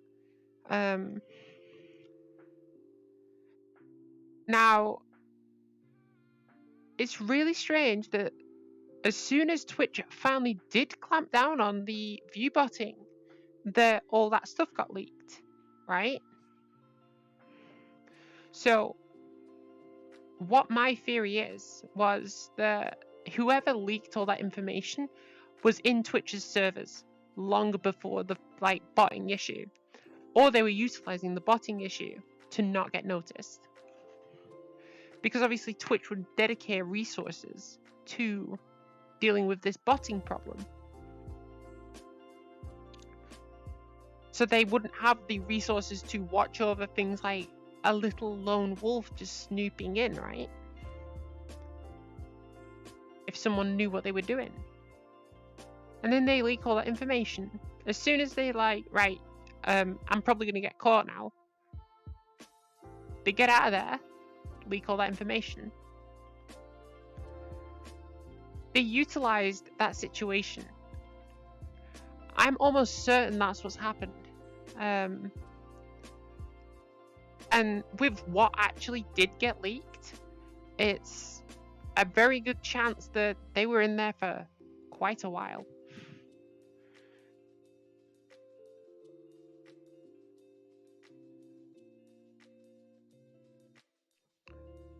But saying that though, Twitch doesn't really help. Twitch doesn't really help the lower end. The lower end people, right? So me, people who sit around 5-6 people, they don't really help us grow.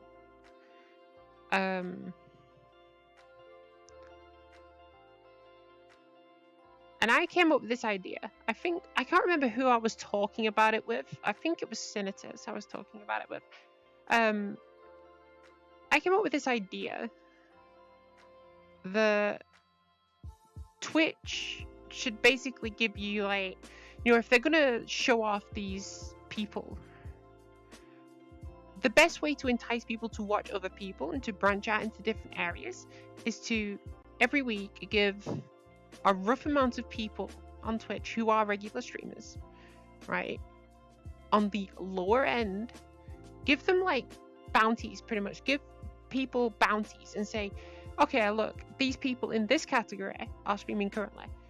Watch them for an hour, earn X amount of bits, right? So it's not just earn channel points, it's earn bits, which you can use anywhere. And all that does, it's very little of Twitch's back, right? Let's just say it's 10 bits. Watch an hour, earn 10 bits, right? It's a minuscule amount per person, right?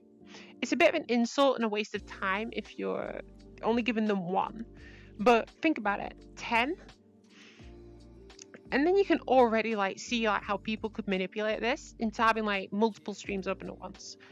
But they already have a mechanic in place to make sure that you can't do that, because they just need to copy the drop system, right? So use the same sort of system as the drops, where once you're logged into a channel, you can only watch one channel at once to earn towards, right? You earn bits. You earn 10 bits for watching an hour, right? And you earn 10 bits for watching another hour. And then for however long this person is streaming, you will earn 10 bits per hour, right? Or maybe just 10 bits altogether, right? I don't know, like, what they're actually capable of, but like on a business terms.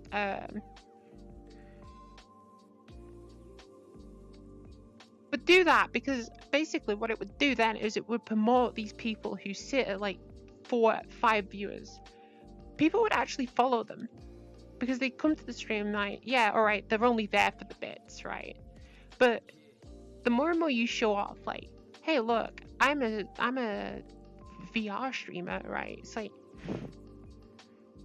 people would come back for that, right? People would come back for this, blah blah blah blah blah blah blah.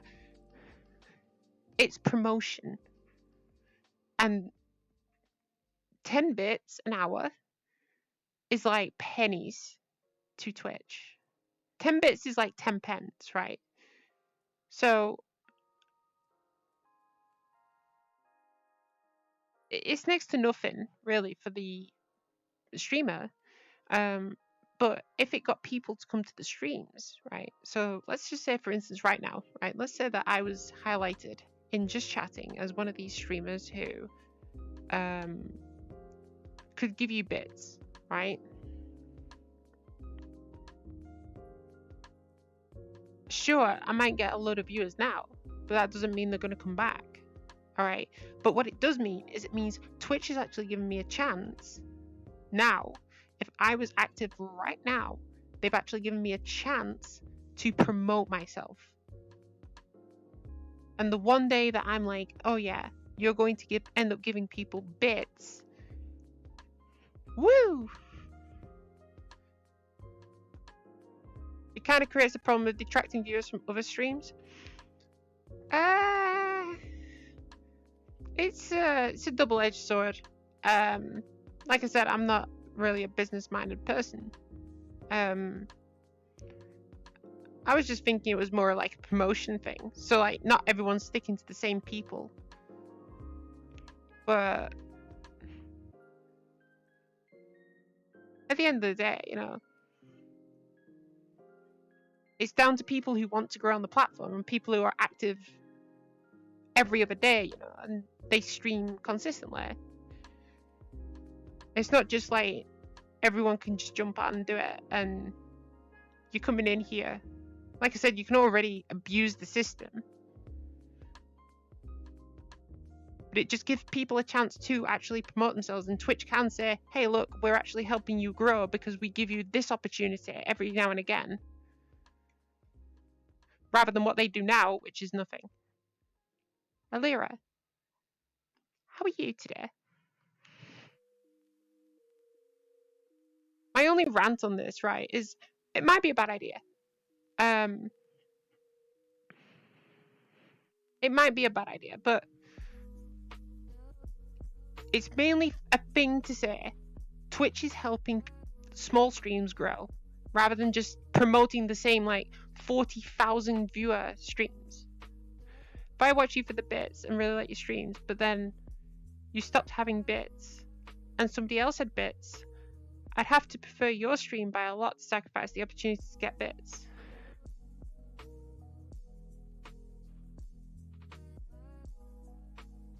That's a good point. I'm doing pretty well. I'm just talking right now. I needed to just sit back and relax. I'm glad you're doing really well. Like I said, though, with that, I like the concept, but I can see the flaws. But I know that it'd be such an easy thing for Twitch to implement.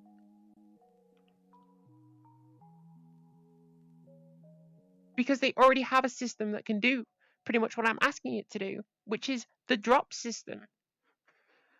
It's the back end of this whole new system is right there, already on the site. But again, I can see what you're saying, where is 10 bits really worth the hour viewage, right? It's like, what could end up happening is what I do for drops, right? Is I just click on somebody's stream, mute the tab, and then watch another live stream. Me personally, if every stream had quality settings, I'd definitely watch most of those streams. Well, look, on the servers that Twitch are on, I don't really think they should be allowed to not let everybody have quality settings. It's quite the fact, like the last two I think I've done, I haven't had quality settings, and it's really, really annoying. This is the first time, and I think the only reason is because I started earlier.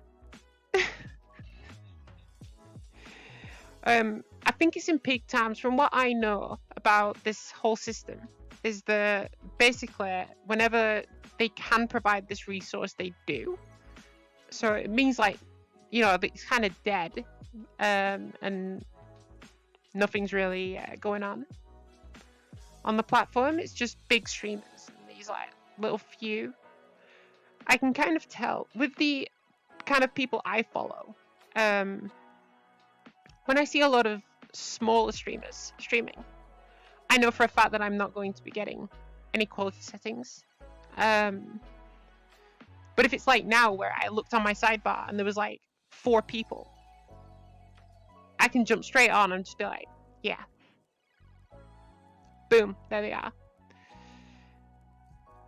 They have the resource to help people grow, but they don't want to. They want to promote their bigger ones because they're the ones that make them the money. 70% of the time they have the quality settings. Yeah, it's pretty good. Like, think about it. Ever since I hit affiliate, like, I've had the quality settings probably about 70% of the time, yeah. I even had them before. I don't even think I'm anything. That's crazy.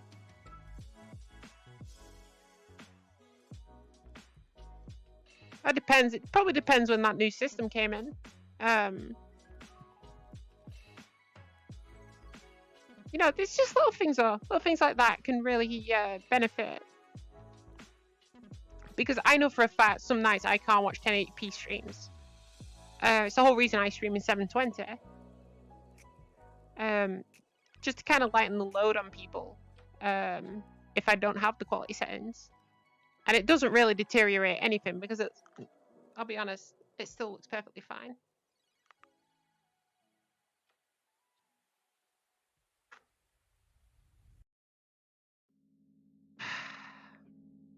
You got to be a Twitch partner to be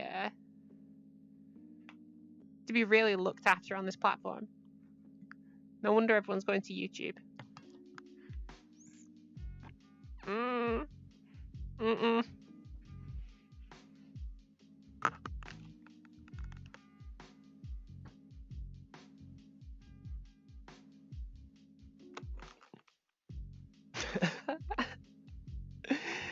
No, I'm gonna cry. Coffee's cold. It makes sense from a business standpoint to push larger streams. The more likely to be of a standard that people are willing to subscribe to. I mean, yeah, look at the likes of Mizkif and stuff. It's like, of course, Twitch would be stupid not to promote that. But it's like, are you just going to keep promoting the same people? Because there's definitely smaller streams I'd watch over bigger streams. Easy.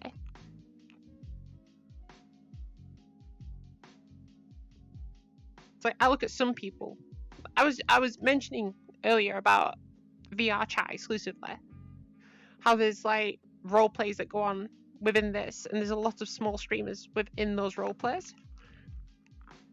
I would very happily, you know, like if I saw like my favorite streamer or one of these role plays, I would easily jump onto one of these role plays over my favorite streamer because I like these role plays. So it's like Twitch could easily promote like these role plays for people, and it's a load of small streamers, right? Literally on a banner or something within VR chat in the category. Because it's a small thing, it doesn't deteriorate from anybody, it's literally just showing people, hey look, this is like an event going on in the platform right now.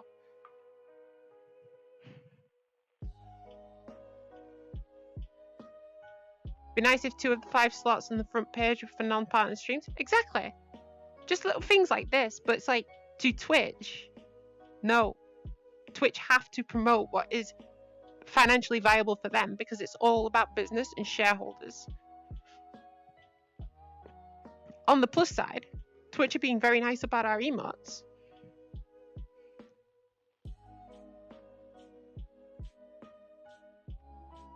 They have some like criteria, 30 hours of the last month sort of regularity. Exactly. I don't think like you should be promoting like someone who's doing it like twice a month. But like if it's someone who's genuinely like consistent, regardless of viewership and stuff, they should be given kind of a bit of promotion by the platform they're choosing to use, because it's kind of loyalty, right? They could easily jump to YouTube and grow much quicker.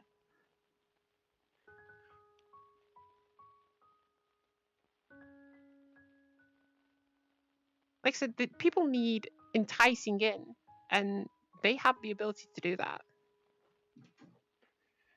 I think out of everything, a good starting point is the follower emotes.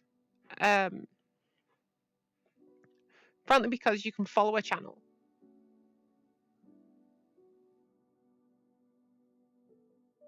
It was instantly accepted without review.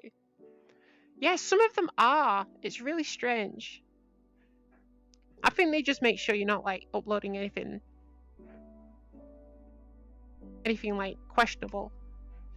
But that's a good thing about the follower emotes now, is that now what that does is it means people can have the follower emotes. People will follow for the emotes, right? I'm stopping by to say hello. Hello, Tiff. How are you?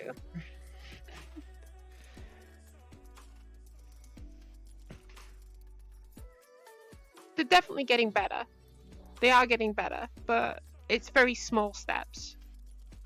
And it's just these little upgrades and stuff that can help. Things like promoting world events, things about promoting things that are going on in the games and stuff. Not just promoting the Twitch drop scheme or Prime Gaming or anything, but like to actually promote what's going on in each platform.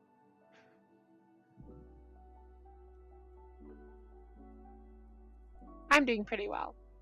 I'm just ranting and raving and getting all my thoughts out because my brain is swelling.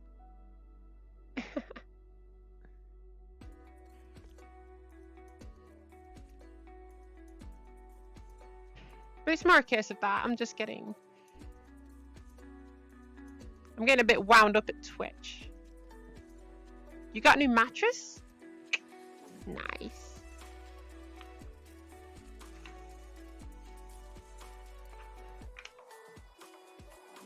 Those first few sleeps will be like heaven to you.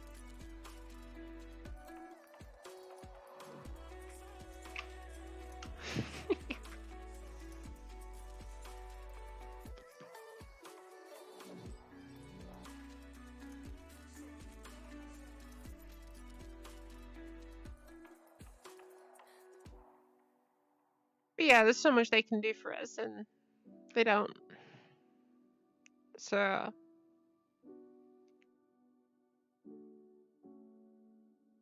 whatever they want to do, I guess. If they want to lose people, let them lose people.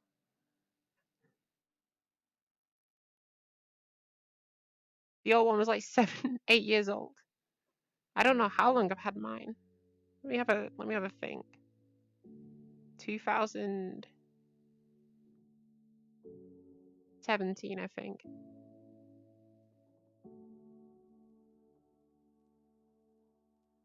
Which makes it 5 years.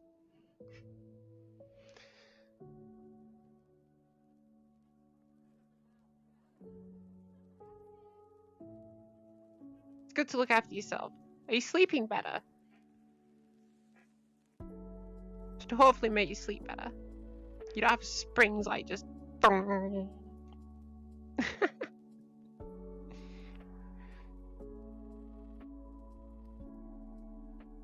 Oh, like no joke, that has actually happened to us before. I don't think there's really an alternative to Twitch. YouTube exists, but I don't think they have the same viewer base if you only want to stream.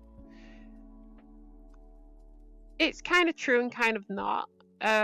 Depending on how you view YouTube as a platform. There's definitely some people I follow on YouTube exclusive for live streams. They're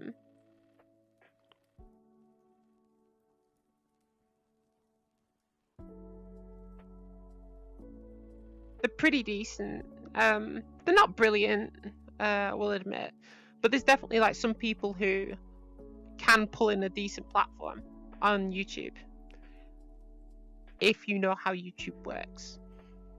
I was mentioning earlier about the Twitch tags and stuff.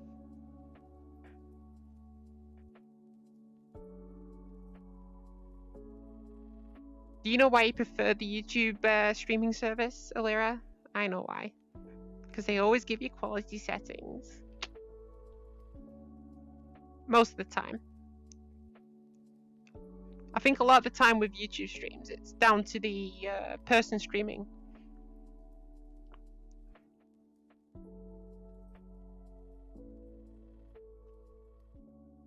I just don't think they perform as well. Yeah, again, because it's down to the person to set that stream up to perform well in terms of searches and being recommended. So for instance, like now, right?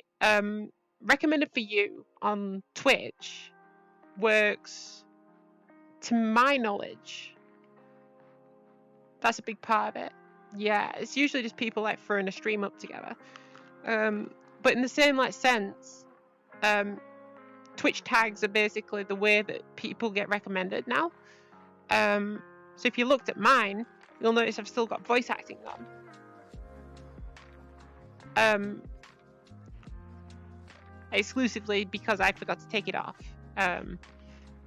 You can pause and go back. Well, that's a big feature, that actually. That's pretty good if you want to like go back and make a clip or something.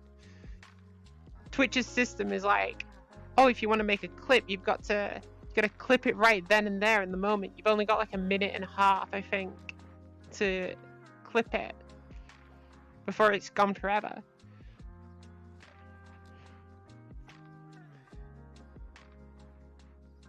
So that's actually a good feature. Twitch could do with that.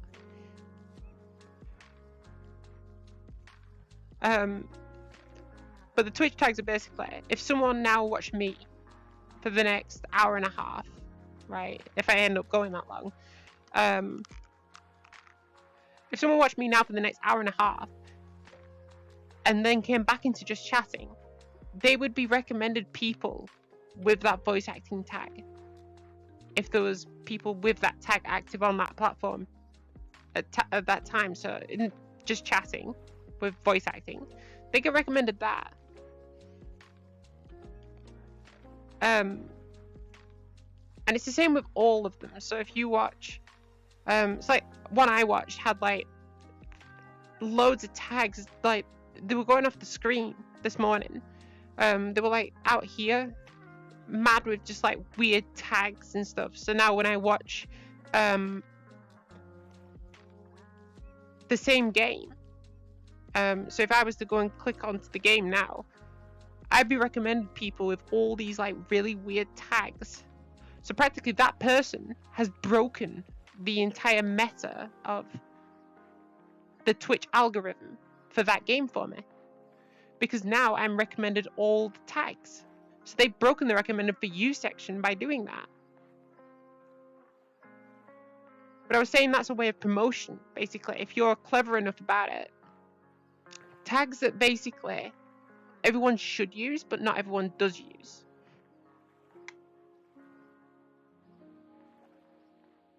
Maybe because I can do Russian voice.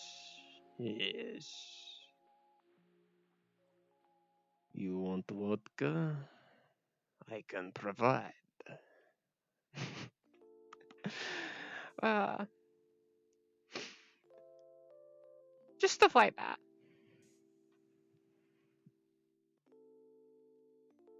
So at least now I can say I can leave a tag on and it's fine.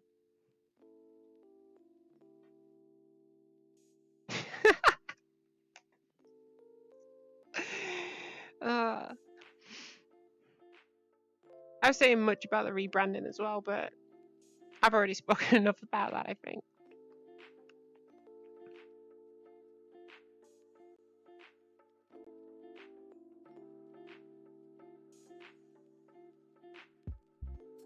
The future is bright.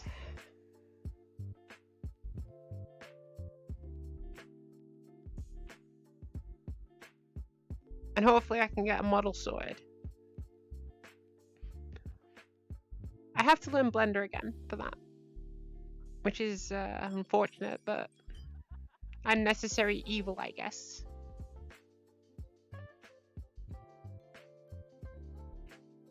What else? What else?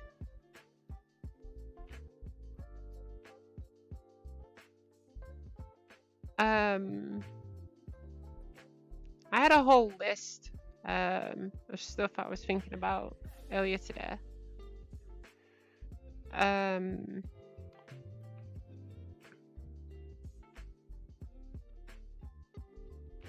I have a TikTok. Not a lot of effort goes into it, however, it's about the same as just watching my Twitch clips. I wish I could help with that, but modeling is hard, so I gave up with it. Oh yeah, I know. I know it's hard. I think the best thing I made, I followed a tutorial on YouTube. And I made like this little scene with a coffee cup and a donut and a bit of steam coming out of the coffee cup and stuff. It was pretty good. Pretty good for a first attempt. I would try and get it, but it's like all online. And I'm gonna struggle to get into the accounts to get the picture, so it's a lot of work to get all of that. I just need to work towards it a bit more. It wouldn't be that much more. Won't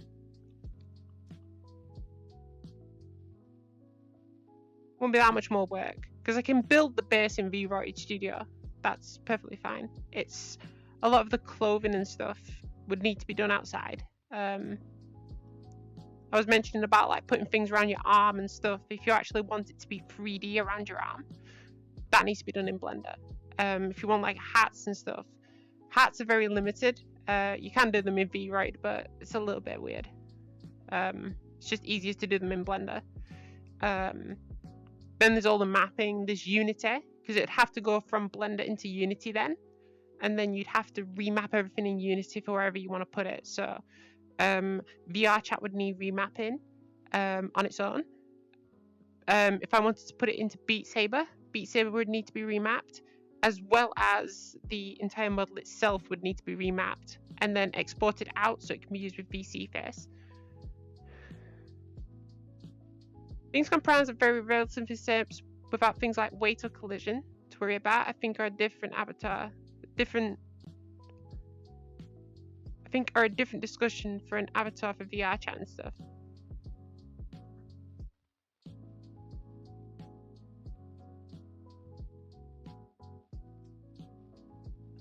I know what you're saying there. It's like a lot of 3D modeling.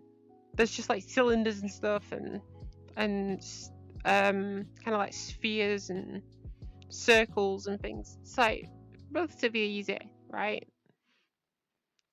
With avatars, it's kind of a learning game. It's like right now I've got this avatar, a slightly redone version in Blender right now. I'm trying to make like clothes for it, on and off. I had an idea, and then I've completely gone off that idea after I saw what I had made.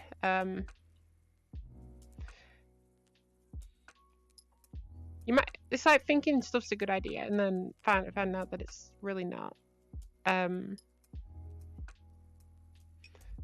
then you got the weight, the collision, and then when you put it into Unity, you've got to deal with dynamic bones and things and whatever. It's like, as soon as you move away from it being VRM based, Unity is a must, pretty much. So you have to learn that, you have to learn Blender, you have to learn Unity, you have to learn how to do all the bones and stuff. Because that's like a prime thing with Vroid, is they don't do the bones very well. So you need to redo all of the bones and stuff. So that's every single finger and thumb, legs. There's no point in doing the toes. Well, at least not for me, there isn't. But it's about building it then and then future-proofing that. It sums up most of my graphic design experience. You think it's a good idea, and then you realize it's not. No!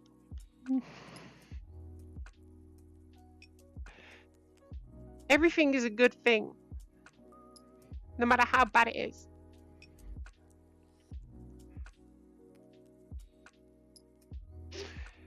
Because just think about it this way. You thought it was a good idea and it's not. But at the same time, you learn some stuff, right? It's not a bad experience. That was a good experience. Because you thought about things. You thought, can I do this? Can I make this work? Hey ho. Life moves on, and now you know something more.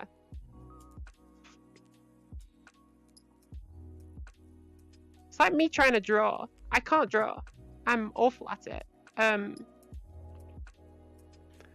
But I can tell you straight away that I am much better at it than I was 3 or 4 years ago. Because I actually put like a couple of weeks practice into that, like actually learning how to draw properly. Everything's worth making. A significant portion isn't worth sharing though. Ah, see? There you go. Depends what you kind of think, you know, I mean. I suppose it depends what you're, what you are sharing.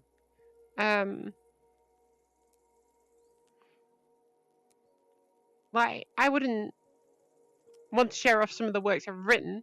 Some of them are super bad, and I can't write properly. But I still think they're pretty good because I made them. As self-indulgent as that seems, I feel like it was worth my time doing it.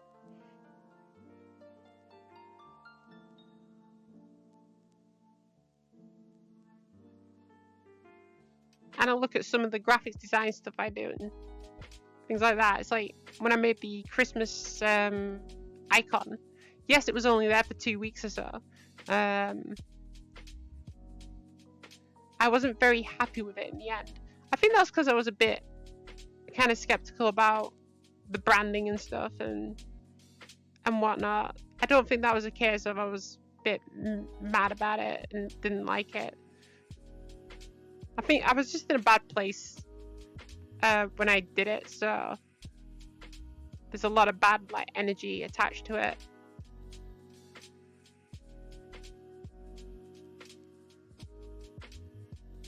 The same with this avatar. It's like, I don't hate the avatar, but the only reason it got an update was because Vroid got an update, so I just wanted to put this avatar in. And it's not like I actually put the effort in. There's not actually that much different from what there was before. So now it's down to me to actually buckle down and put that effort in to make this new avatar, to make it as good as it can be with as much as possible while still being optimized, so that I can use it for the next 6 to 12 months and not feel like I'm getting stale, right? That's my problem. I would feel like it's getting stale.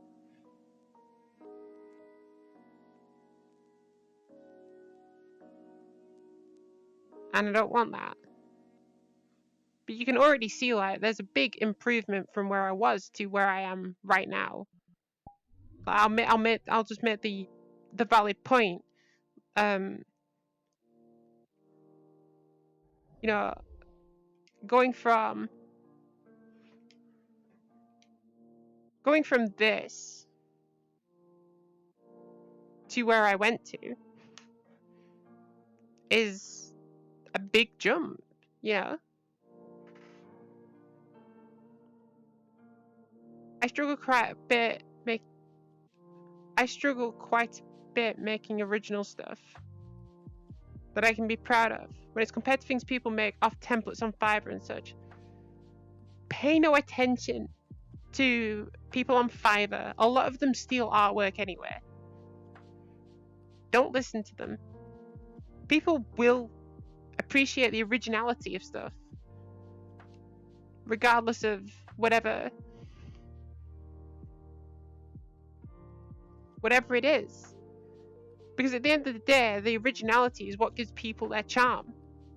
If you're just going to follow the crowds and be, oh, I want chibi avatars for my emotes, for instance, everyone has those. Like, don't get straggled behind people on Fiverr. What do people on Fiverr know?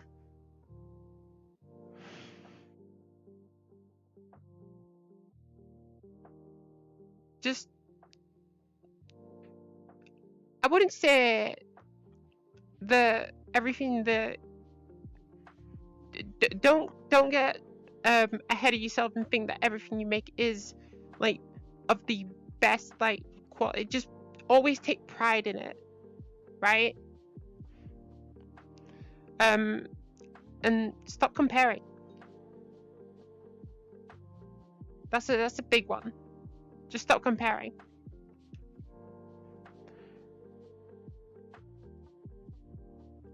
Because you make good art. From what I've seen, you make good art. And you're obviously passionate about it. So what would I rather take? Someone who is super passionate and creates originality? Or someone who wants to make a quick buck on Fiverr?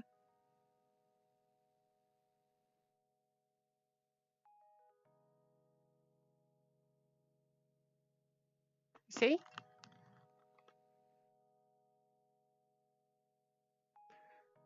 I know it's a personal struggle, but it's something to try to overcome.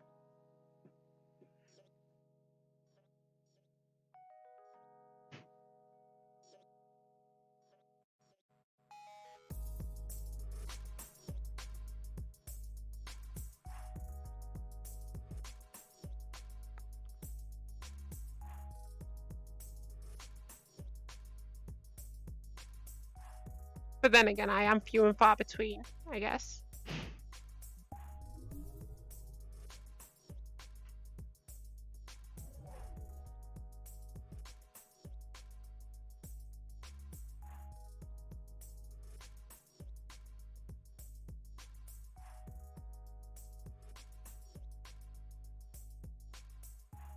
It's probably very good advice, but it's hard to consider that in the moment. But I appreciate it.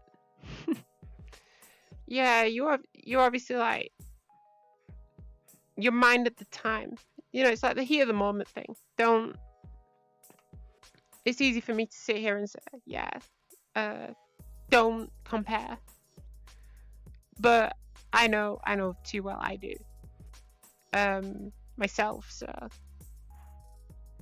it's difficult, but once you get over that initial like you keep comparing. Did you make your avatar though? Because you mentioned how you come from your original model to here. There are...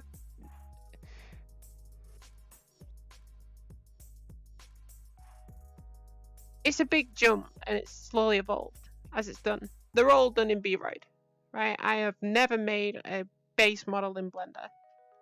And I am not qualified enough to do so. But from the base model, which was just like their normal stuff, you know, it's like bits and extra bits have been added. The hair's a big one. That's like the biggest thing I've changed out of all the years.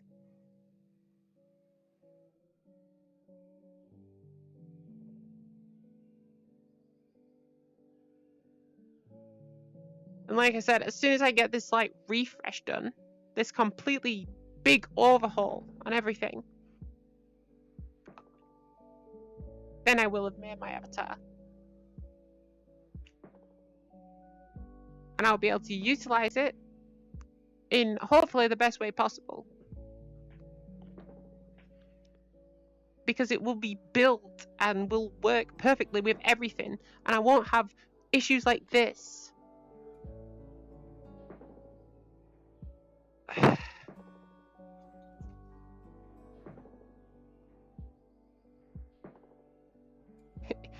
It definitely looks a lot better now. Yeah, I agree. I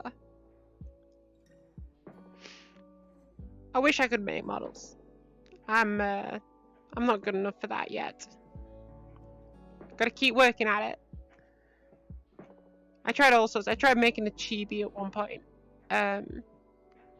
A little one about... It was about yay big. Probably about the size of the screen big. So it was about like... Up to about like... here on me, roughly. I tried making that, but then I looked at it and it looked hideous, so I got rid of it.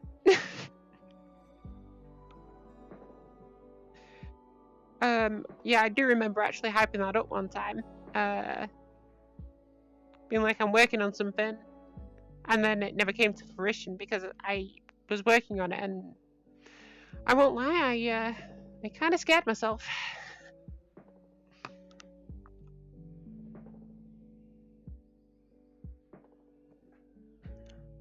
There's a couple of other models. Those are going to stay in Vroid.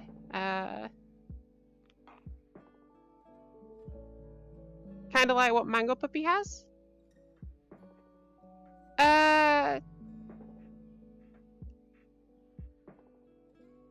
What kind of chibi model? They have a 3D chibi model? This was before the time I was following Mango Puppy. If it's a 3D chibi, then probably.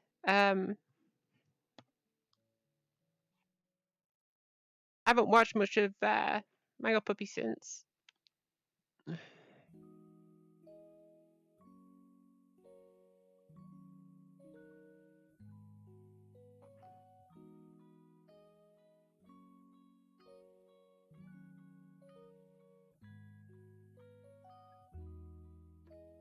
I know that they have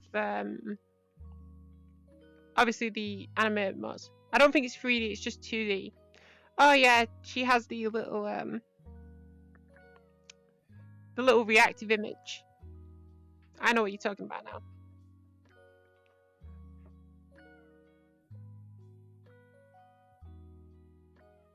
We could have done that. There's a lot of people with those. I could do that. I'd probably end up drawing it though, if that was the case. If it was going to be used for a reactive image. I just don't think that you can pull off 3D chibi very well. And if you can, it is few and far between. a lot of the Persona Q casting, a lot of 3DS characters. Let me say like a lot of 3DS characters. You pull them off of model resource and put them into Blender, you can get them shaded and modeled and get them into VRChat. I exclusively want to get quite a few of those Persona Q2 models into this game. There's probably a world already got them in, actually. I need to go searching. But it's like, sometimes it's few and far between. Because what I can make is awful. But then you can get some of those models, which are actually really good. Some of them are bad. But some of them are pretty good.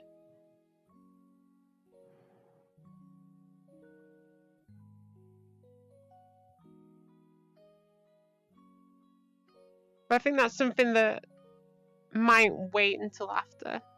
Again, a lot of this just relies on me buckling down now and working towards a redesign. Before I decide exactly what I want to go and how far I want to expand that into different territories, chibi, drawings, live 2D, potentially. Probably not that one. That one costs quite a lot of money. Reactive images, whatnot, over that way. 3D chibi obviously sounds cursed. Well, it was cursed. I think I still have it saved. If I could fire up... No, because it's going to close VRChat. I could have fired up VRoid Studio and shown it, but... I don't think you want to see it. It'll give you nightmares. There's definitely 3D chibis, though, in this game.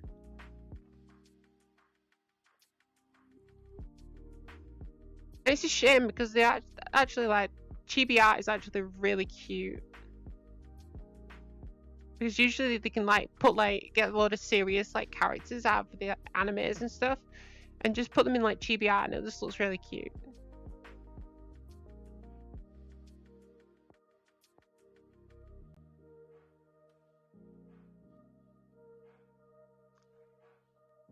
I think the funniest ones are for Rainbow Six. Where they get like the really serious characters like Sledge and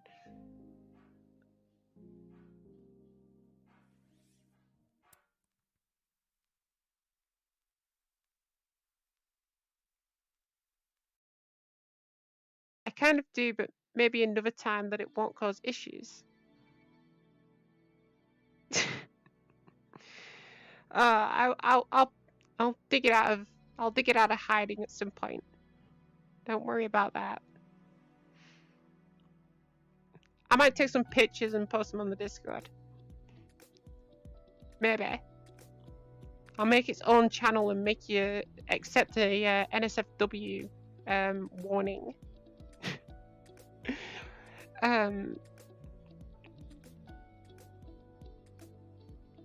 Yeah, though, it's really like really weird how they can take like serious characters, put them in a chibi art form. It's really cute. I originally had an idea to do like an entire scene of like things in chibi art. They were going to be 3D models as well. In my mind, they look better than they probably will ever look in reality.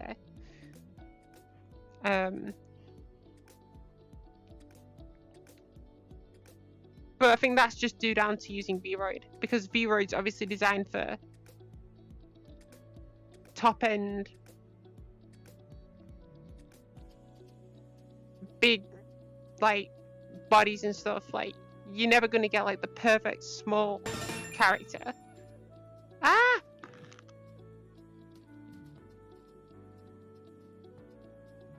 NANI?! Oh dear. A lot of numbers. Thank you for following. We have heavy accidents.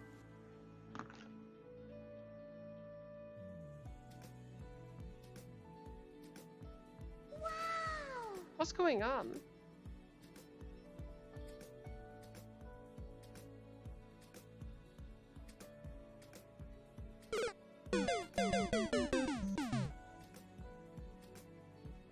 What on earth?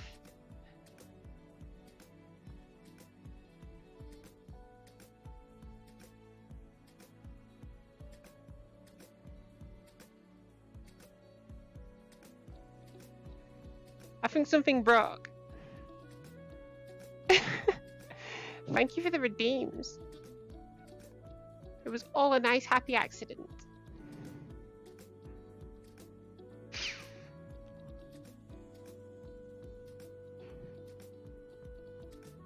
Is that someone's bank card, by the way? Let's have a count. 1, 2, 3, 4, 5, 6, 7, 8, 9, 10, 11, 12. It's a little bit long for someone's bank card. 4, 8, 16. Those are your 3 little numbers on the back. And then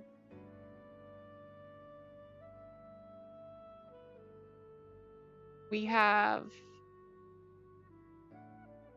there's no. I was trying to make something of it, like the last bit was the date of birth or something, and you know, we've got the 3 little numbers, the 16-digit card number. Oh, it could be the sort code. It could be the sort code.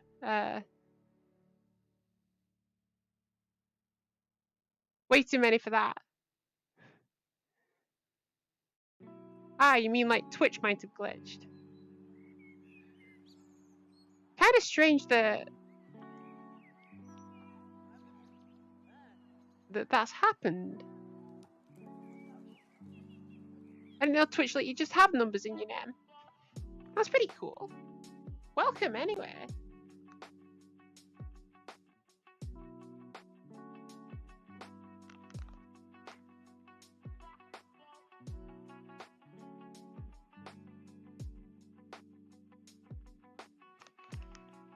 That's pretty cool. What would have happened if it was someone's credit card, by the way? They might be getting a nice charge on it.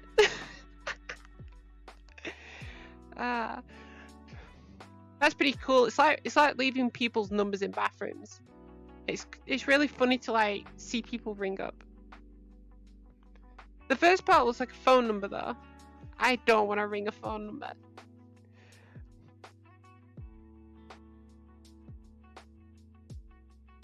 (816-391). Call Klondike 53226. They left chat immediately as well. It's fine. We're used to it. We're used to it. There's loads of people that do that.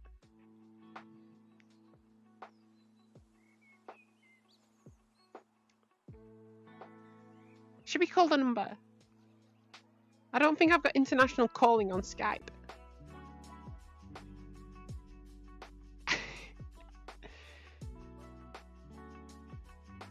That was pretty cool. We used to have international calling on Skype on the PSP, and we used to call people on Skype just for a laugh.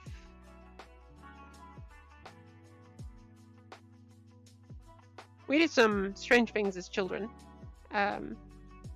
We did that. I went onto a Facebook call with some people from school, and it was just loads of us in like one big chat room, and everyone was just sat there like, and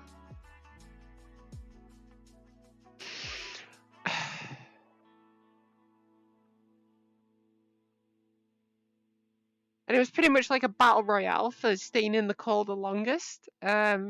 I think I was in the call for about 45 minutes. Because the rule was as soon as you got up, you had to leave, and I had to get up, so I had to leave. Sounds like it sounds like content, but it doesn't look like a service phone number.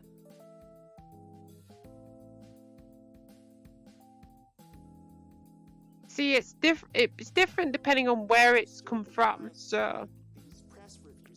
that to me is not a valid phone number.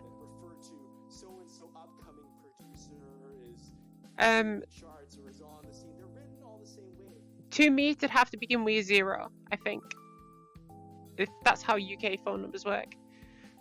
If it was a UK number, it'd have to start with a 0 or a 07 or a 01, 02, 03, or a 07. That to me, I think American numbers are 9. Are they 9? I don't know. But I usually see it where it's like 3 hyphen, another 3 hyphen, and then it's like 3 or 4 on the end. No, that is right. You're right, yeah. As rightfully you should be.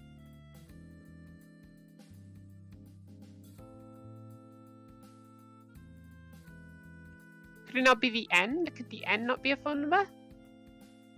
It's a legitimate area code for Kansas. I can't call this number. I don't have international calls. Plus, like, you know, I'd feel bad if like I called it and it's like a little old lady and I've made her get up and come all the way to the phone just to like kind of find out whose number this is. Like, I don't feel right about that. That just seems like it seems cruel. I don't want to do that. You may see yourself making music in a given genre, but then you have an accidental hit on YouTube. They step out there and then they're like, wow, I didn't know that, and then they'll shift towards that. Which of course it's problematic because it creates more pressure to create more things. I think that's the worst.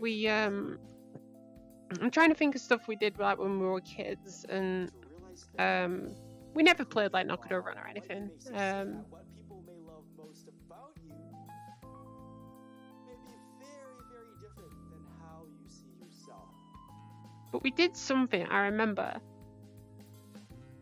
Oh yeah, we went.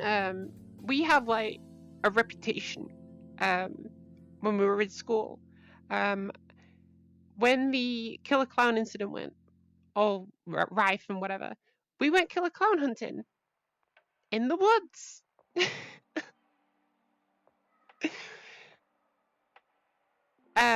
So we were known as the weirdos. We went killer clown hunting.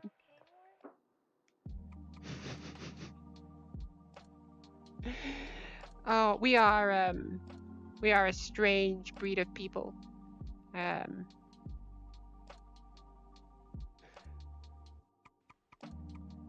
But I remember we tried to like recruit people for it. And afterwards we went to watch Life of Pi, so that was interesting. But the fact that we walked around the woods looking for clowns was,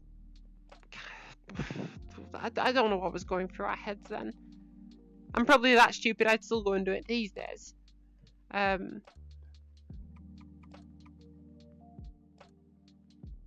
Maybe it wasn't a great call. I'm still alive. And I have a reputation ahead of me.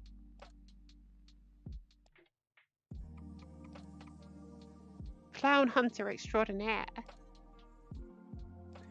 We didn't capture any though. We took a couple of nets, right? But we didn't capture any. Unfortunately, they were all gone for the day because it was a weekend. That Saturday, that they just didn't want to play ball. They didn't want to kill anyone, so we were sat in the cinema with hiking boots and a couple of nets. So you know, not the greatest call. But we did watch Life of Pi, and Life of Pi is pretty good. You see though, we'd just jump all over the place, just stuff like that. It was definitely for the best. Hey, look, I don't know what they would have done if we would have actually caught them, because like it's quite clear, like, you know, like just like I'm joking about it now. It was a joke back then. no one actually was looking for killer clowns. We knew it were people in outfits, right? And we knew that like they wouldn't actually hurt us. That's their day off. It was all an internet fad. So we just did it for the memes, pretty much. But obviously, like, because it's the internet, and this was like the time where it was a big thing. Everyone obviously like kind of thought, oh, this is actually like a major thing, you know, and we decided, boom, boom, boom, boom. I'm gonna utilize that idea. And we're gonna do it. I think we said we were gonna record it, you know, like Blair Witch style. But we didn't end up doing it. That would have been pretty fun YouTube content, I think.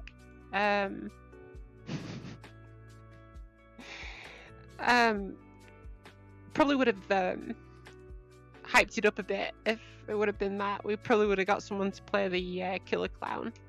But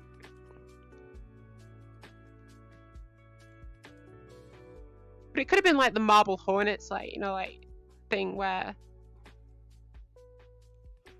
we kind of just make it all fake, and make like a fake documentary style, like Blair Witch, like they did for that one, even though it's based off true events.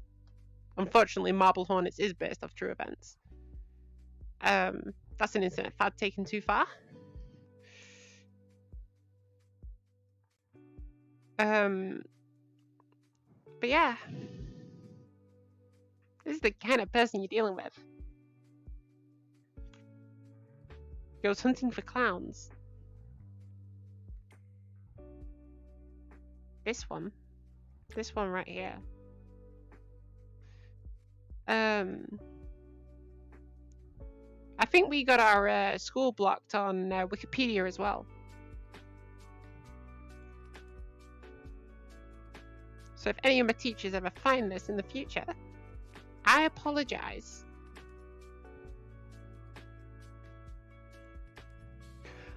We got it blocked. We were vandalizing Wikipedia, like naughty people.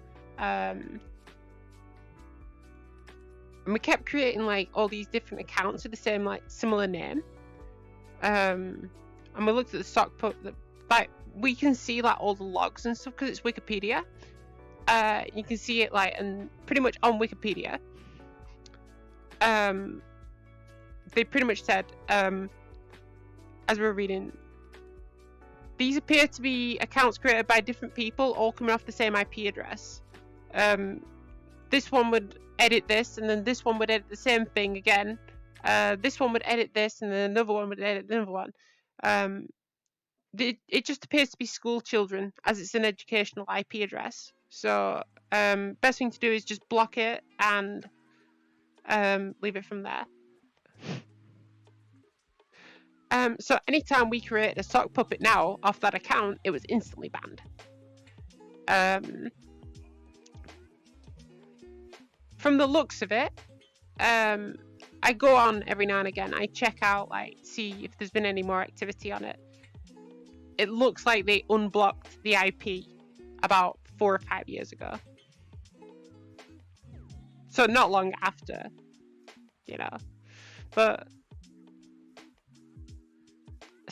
still, I did a bad thing.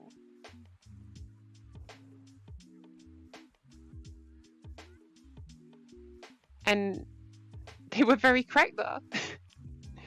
Hey, look, I will give Wikipedia mods like their share of the cake. They actually do a top-notch job.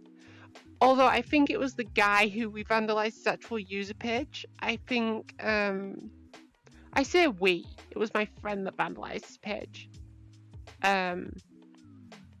Called him a pompous nincompoop.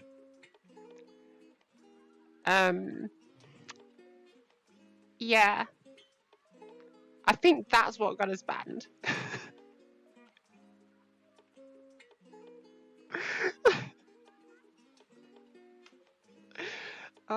Yeah, he deleted like all this Wikipedia mod had like this whole like sheet of like stuff. And looking back on it now, like I feel really bad because like this guy had like a lot of his stuff on there, like his legitimate personal life on there. And I'll say we because I actually take share of the blame of it. We went on there and deleted it all off and replaced it. That's how they knew what country you were from. They didn't even need to check IPs. No, because we were trying to be very clever about it. So I know that's the first thing that came to our mind. Is to like kind of replace swearing with like very subtle like posh British words.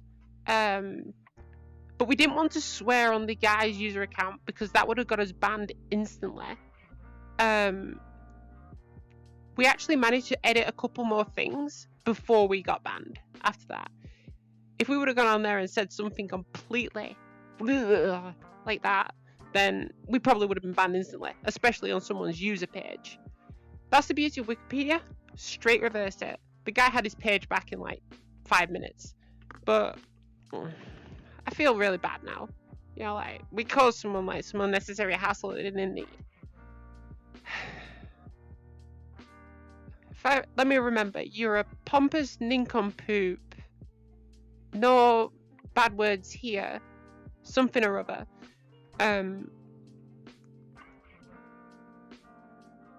You know, it's like I don't know what we were thinking. It was just like it was lunch at school.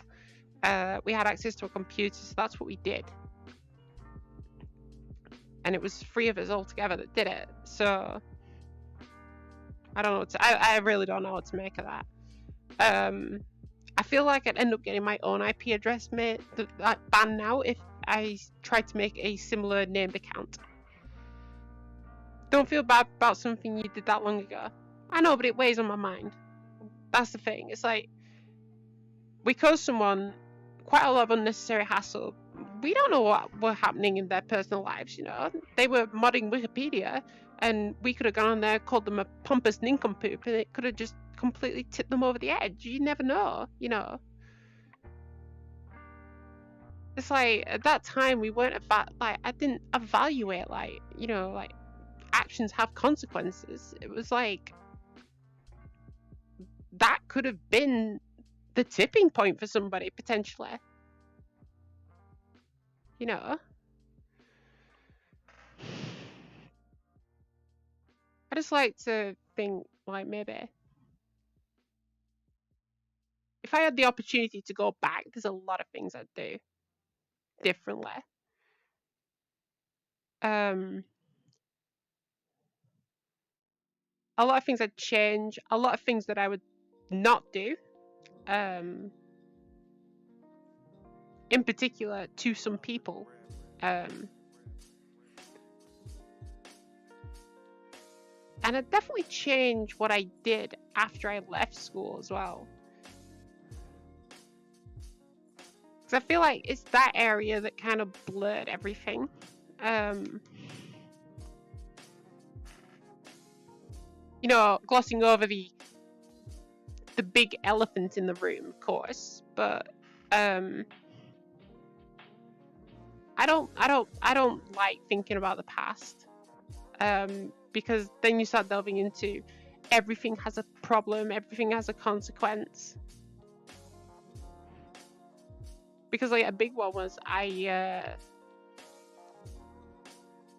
remember I became like the laughing stock for a little bit after I fell into the canal after trying to ice skate on it.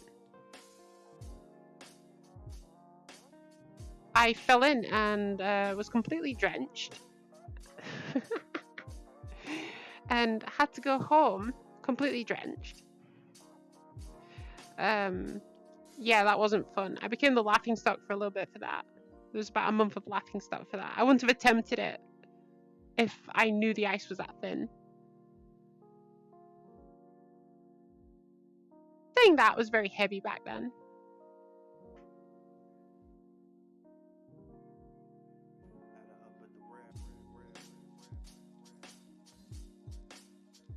You just think like, you don't get a second chance. So forget about what you did in the past and work towards bettering yourself for tomorrow. You know? How's that one? That sounds pretty poggers. Oh, I hate myself so much. Cringe. Cringe streamer. Cringe.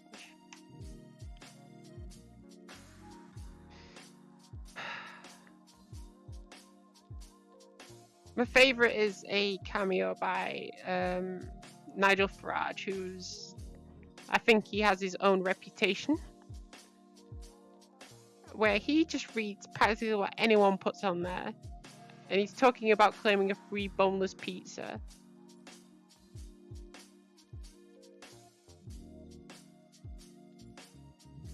What was it? Yeah, something like Big Chungus has rewarded you with a free boneless pizza.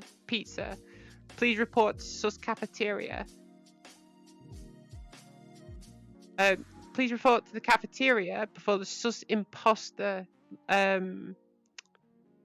lunch lady takes it all. Poggers. And it's like, you can now pay to have a politician say that to you. What a time to be alive. It's like the whole like decibel of when steamed hams became a big thing. And someone paid Big Man Tyrone and the other guy in Australia to do it. And they basically gave Big Man Tyrone all the Seymour Skinner lines and this other guy all the Superintendent Chalmers lines. And they just edited it in. And because it's like always said as like one thing directly to the camera, you can see clearly where it's been cut, but it is still amazing. Democracy at its finest. Listen, right, if I could get Boris Johnson to say that stuff, that'd be amazing. But given his current states, I don't think he's the best person to be.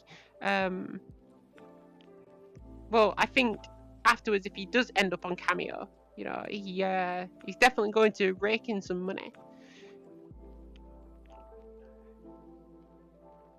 It's just proof, though, I think, without going too much into politics, it's too much proof right there and then that, you know, it's quite clear that politicians will sell out for anything. And I think Farage is the best example of that.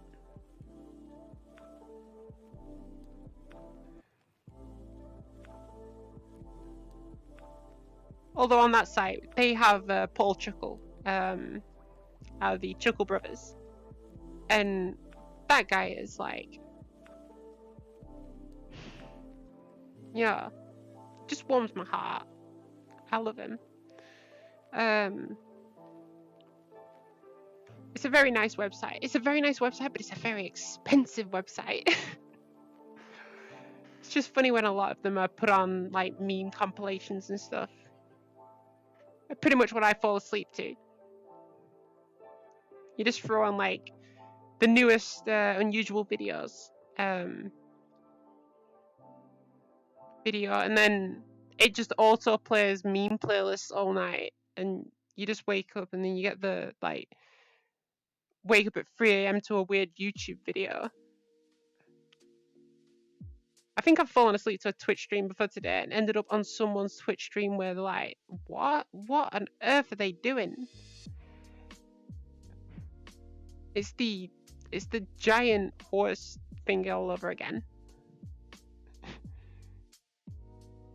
The giant horse weighs over 11 pounds. But what?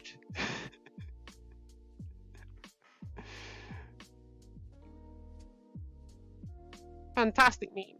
Love it. And the cat that's named Booba. I like that one. Little kitty. What's your name? Booba? It's like a meme gone too far when you start calling your pets like internet memes. It's like getting a dog and calling it Doge.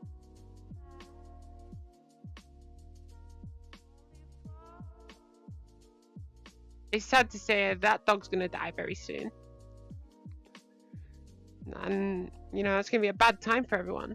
The internet's gonna mourn that, big style. They're gonna hold like a virtual funeral for it. I can see it right now.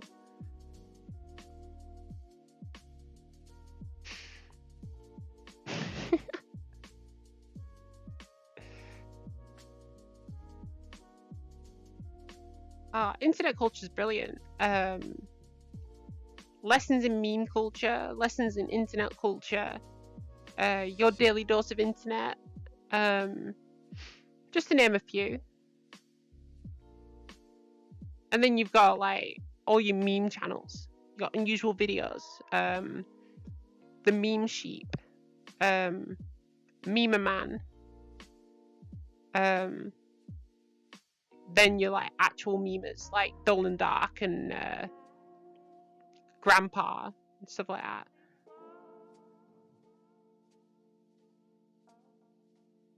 I think that's the best. The Donald Trump. That is like the funniest thing in the world. The Donald Trump. A man has fallen into the river in Lego City.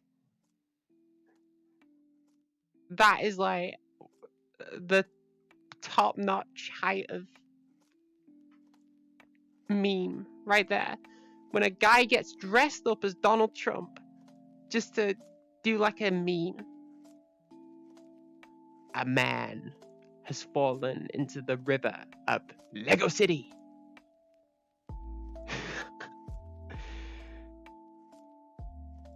We built that rescue helicopter. Very nice. Very nice. Built it myself. It's like, what on earth is it? What on earth am I watching? It's the amount of time and effort people put into memes that makes me laugh. It's like the Ricardo house party, where someone's edited the entire thing together and told this like weird little story of some Ricardos watching Shrek and eating pizza. And it's like 2 minutes long, all like soundtracked up and all custom edited and whatever. And it's like, you spent your time making this, and it is a masterpiece. The only question is why. And I think that why is like the big reason. There's no reason why. It's like when I was making no memes. There's like no reason as to why I did it. I just found it funny. And you can't just say because it's funny. That's not a reason why. If you do it just because it's funny, then you're doing it just because it's funny to you. It's not funny to everyone, as I found out. Copy pastas are my favourite product of old meme culture. They're all artwork. Oh, there's loads of them. There's loads of copy pastas.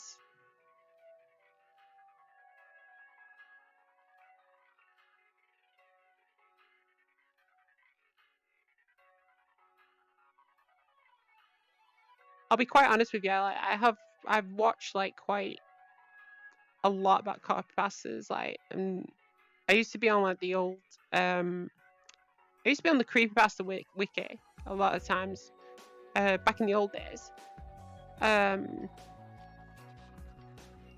Now I went to the copypasta wiki. A lot of those sites deprecated now, unfortunately. Since Wikia moved to fandom, a lot of those have been completely disregarded. I remember I made one and someone completely took over it. I left it for about 2 weeks, came back, and someone had claimed ownership of a wiki that I spent time building. But to be fair, it wasn't actually worth my effort to try and get back. Creepypastas are good. They got a bit repeaty though. I used to watch some ordinary gamers, some ordinary gamers do creepypasta readings and stuff. And obviously you got some that sit up the top, like very top of the creepypasta wiki. Stuff like Ben Drowned and stuff. You know, it's like things that actually you can do and incorporate into the real world, like Ben Drowned, where you can actually download that hacked version of Majora's Mask and play that hacked version of the game, which is actually told in that story, is so amazing. But then you've got like just all the other creepy ones that are just awful. I'm trying to think of some of the copy pastas now because they're in there. They're in there somewhere.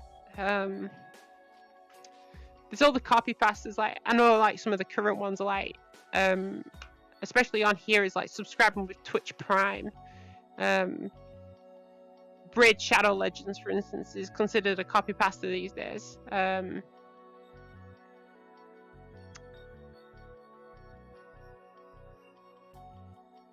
There's loads of them though, and I feel like they're coming more into like the big scene right now. There's like that share as well in there. I've seen those floating around Twitter. I don't know if you can class those as copy pastas, but I was asked to make an overlay for the League of Legends, and I have no idea what the person wants. League of Legends, trees, jungle, mana, sort of aura, I guess. The person should be giving specifics if that's what they want, because League of Legends could be literally anything. It goes across a lot of regions. Unless this person's coming off Arcane, in which case, yeah, don't play League of Legends if you only watch Arcane.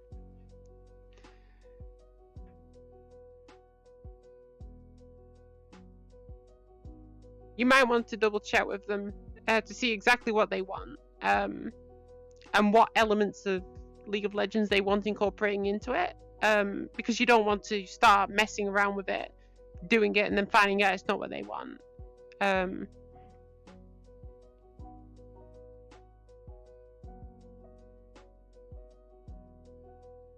Yeah, so it would be themed around that. And League's just another screen, isn't it? So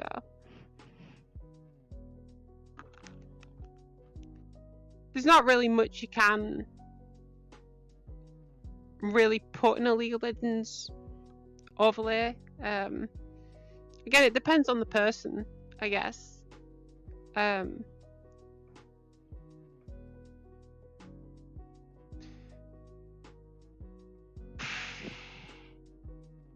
can't I can't exactly help with that. I'm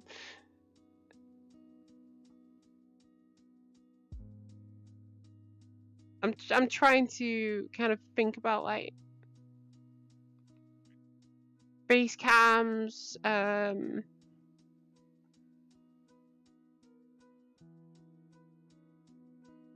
VTube areas, you know. There's not really a lot, unless like they want to like show off like scoreboards and stuff on there, but I don't know. It's down to the person. A lot of overlays are per person. And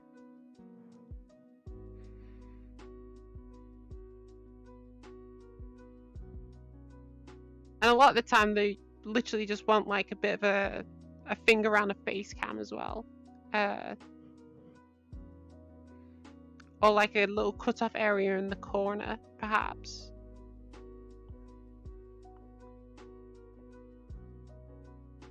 Again, depends on the person. and what their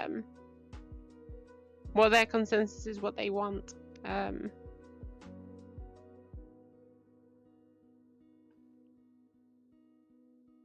This is like what we always tell people, like, you know, work and stuff. We usually tell them we're not doing jobs until you give us all details.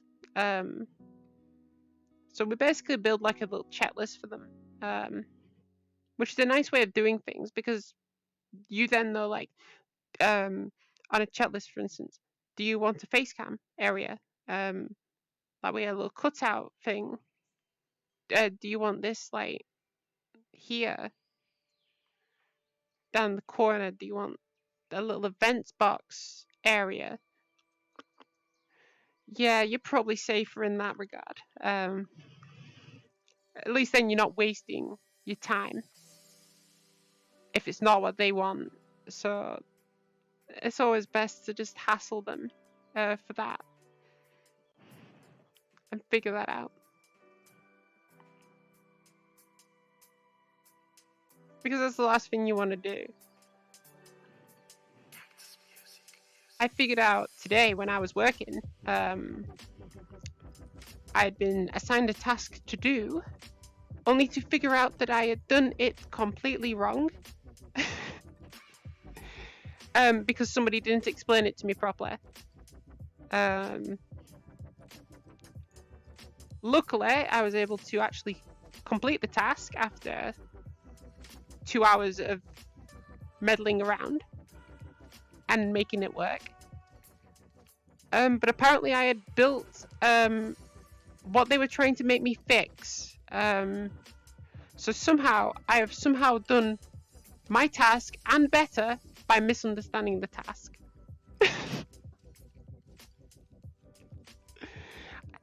I don't get it, but I'll take it.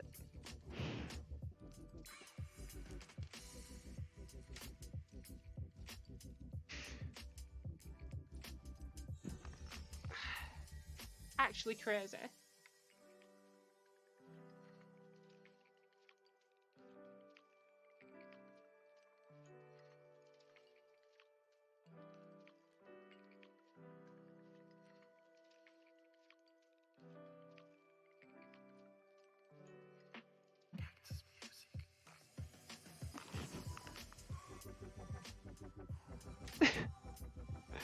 I don't know how that happened, but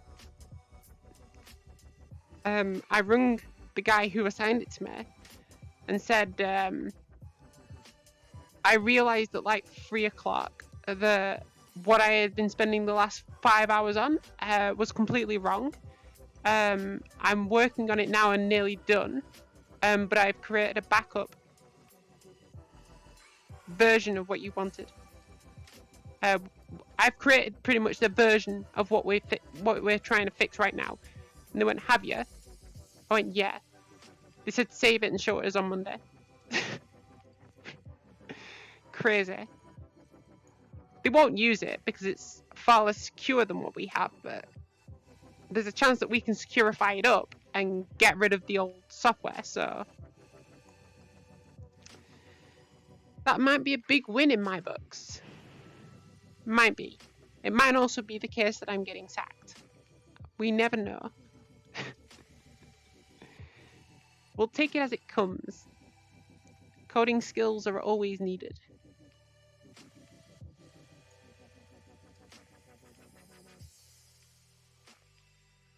I've always told them if they want me to do the job, they email it me. If they give it me over the phone, I'm going to misunderstand what it is, so it's on them, not me. You always get it in writing. Oh, life tip, everything comes in writing. People are actually insane.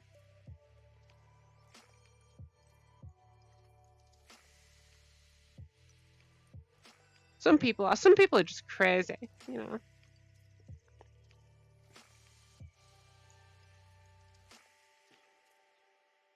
I look at some of the people I work with and I'm like,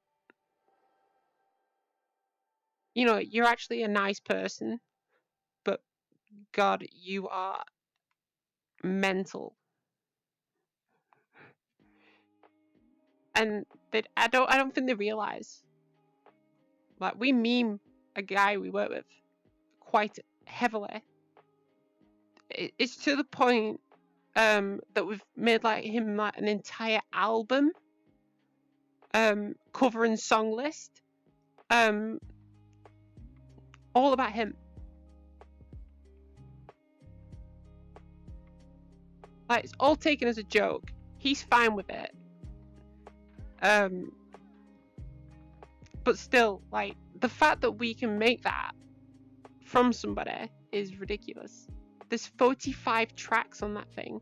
45!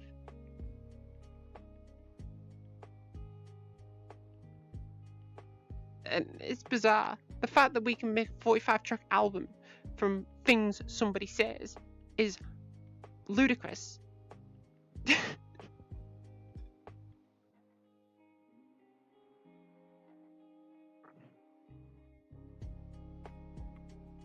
I can't say some of the songs though.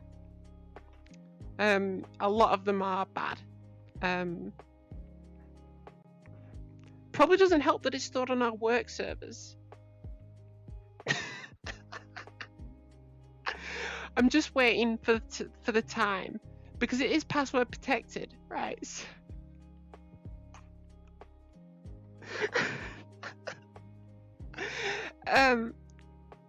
It's password protected and it's on our file servers at work. I'm waiting for the day that somebody else comes into our department and they're looking through like the file servers in our like list and they see this one file and they're like, what's this file? And see that it's password protected and be like, do you know the password for this?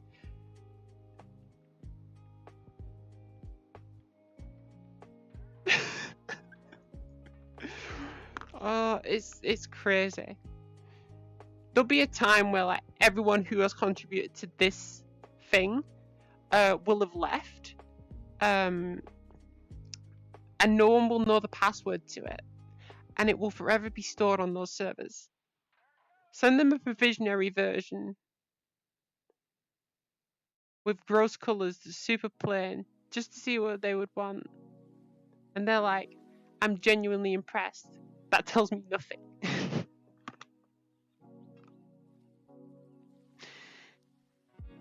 People.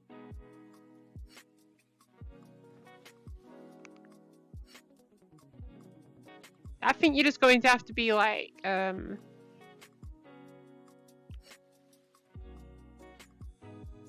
of straight with them and just be like, is there anything very specific you want? They're probably going to say no.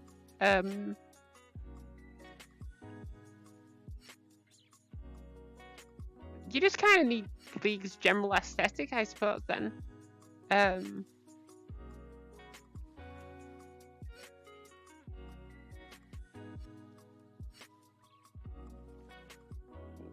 Just ask them, like, do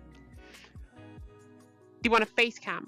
Do you want a face cam cutout? Or, like, how much of the screen do you want for the game to take up? You know, and questions just to get a general idea of where it needs to be. It's lunacy. It's like they're intentionally being vague.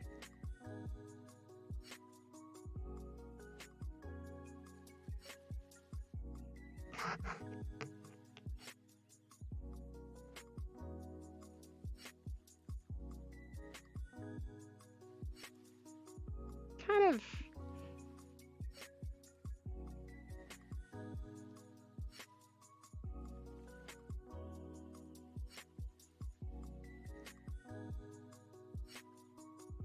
Hey, look, if they're responding to it right now and you sent them that and they've seen it, then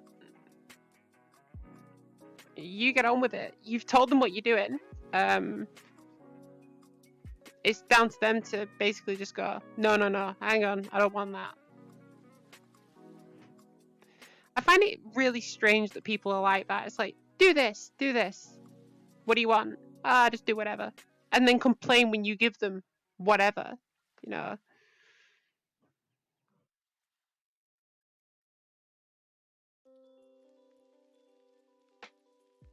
Happens to a lot of us. Alright, people are just being people, and you can't change that.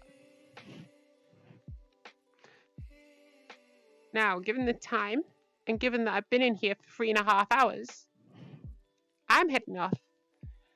I have to go. Thanks for the stream and discussion. Have a great rest of your stream. Leaving the page open for Twitch reasons, however. Well, I'm going to head off anyway. It's been nice just to have like a chat, a bit of a sit down and just sit here and be like, woo! I can be whatever I want. But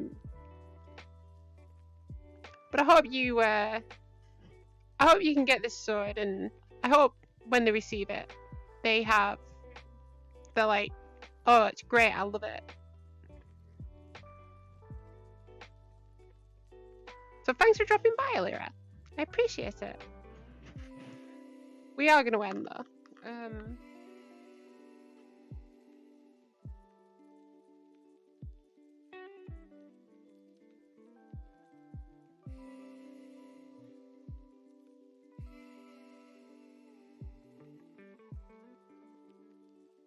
We can close the pop out.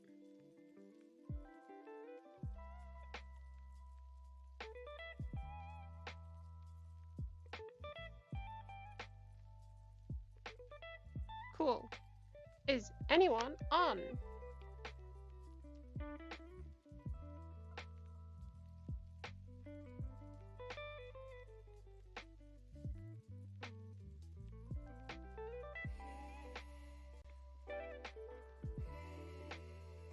Who is this?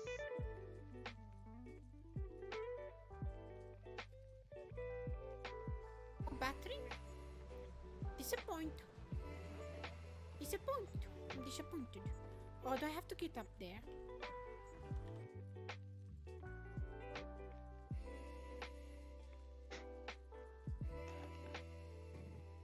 I'll drop you all over there for some Outlast 2. Oh, which is highly insane of me. But we're doing it anyway. So you can go from some chill vibes down to some horror and spook vibes. We'll drop a raid over there.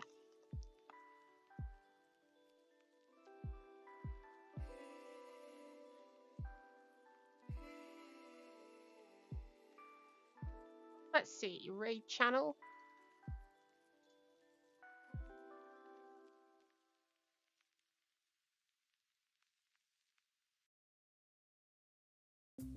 And we'll start the raid. I hope you had a wonderful time, and thank you for sticking around. I hope that from now to the next time I see you, your days are filled with wonder and amazingness. And I hope that you have a wonderful rest of your day. Take care of yourself.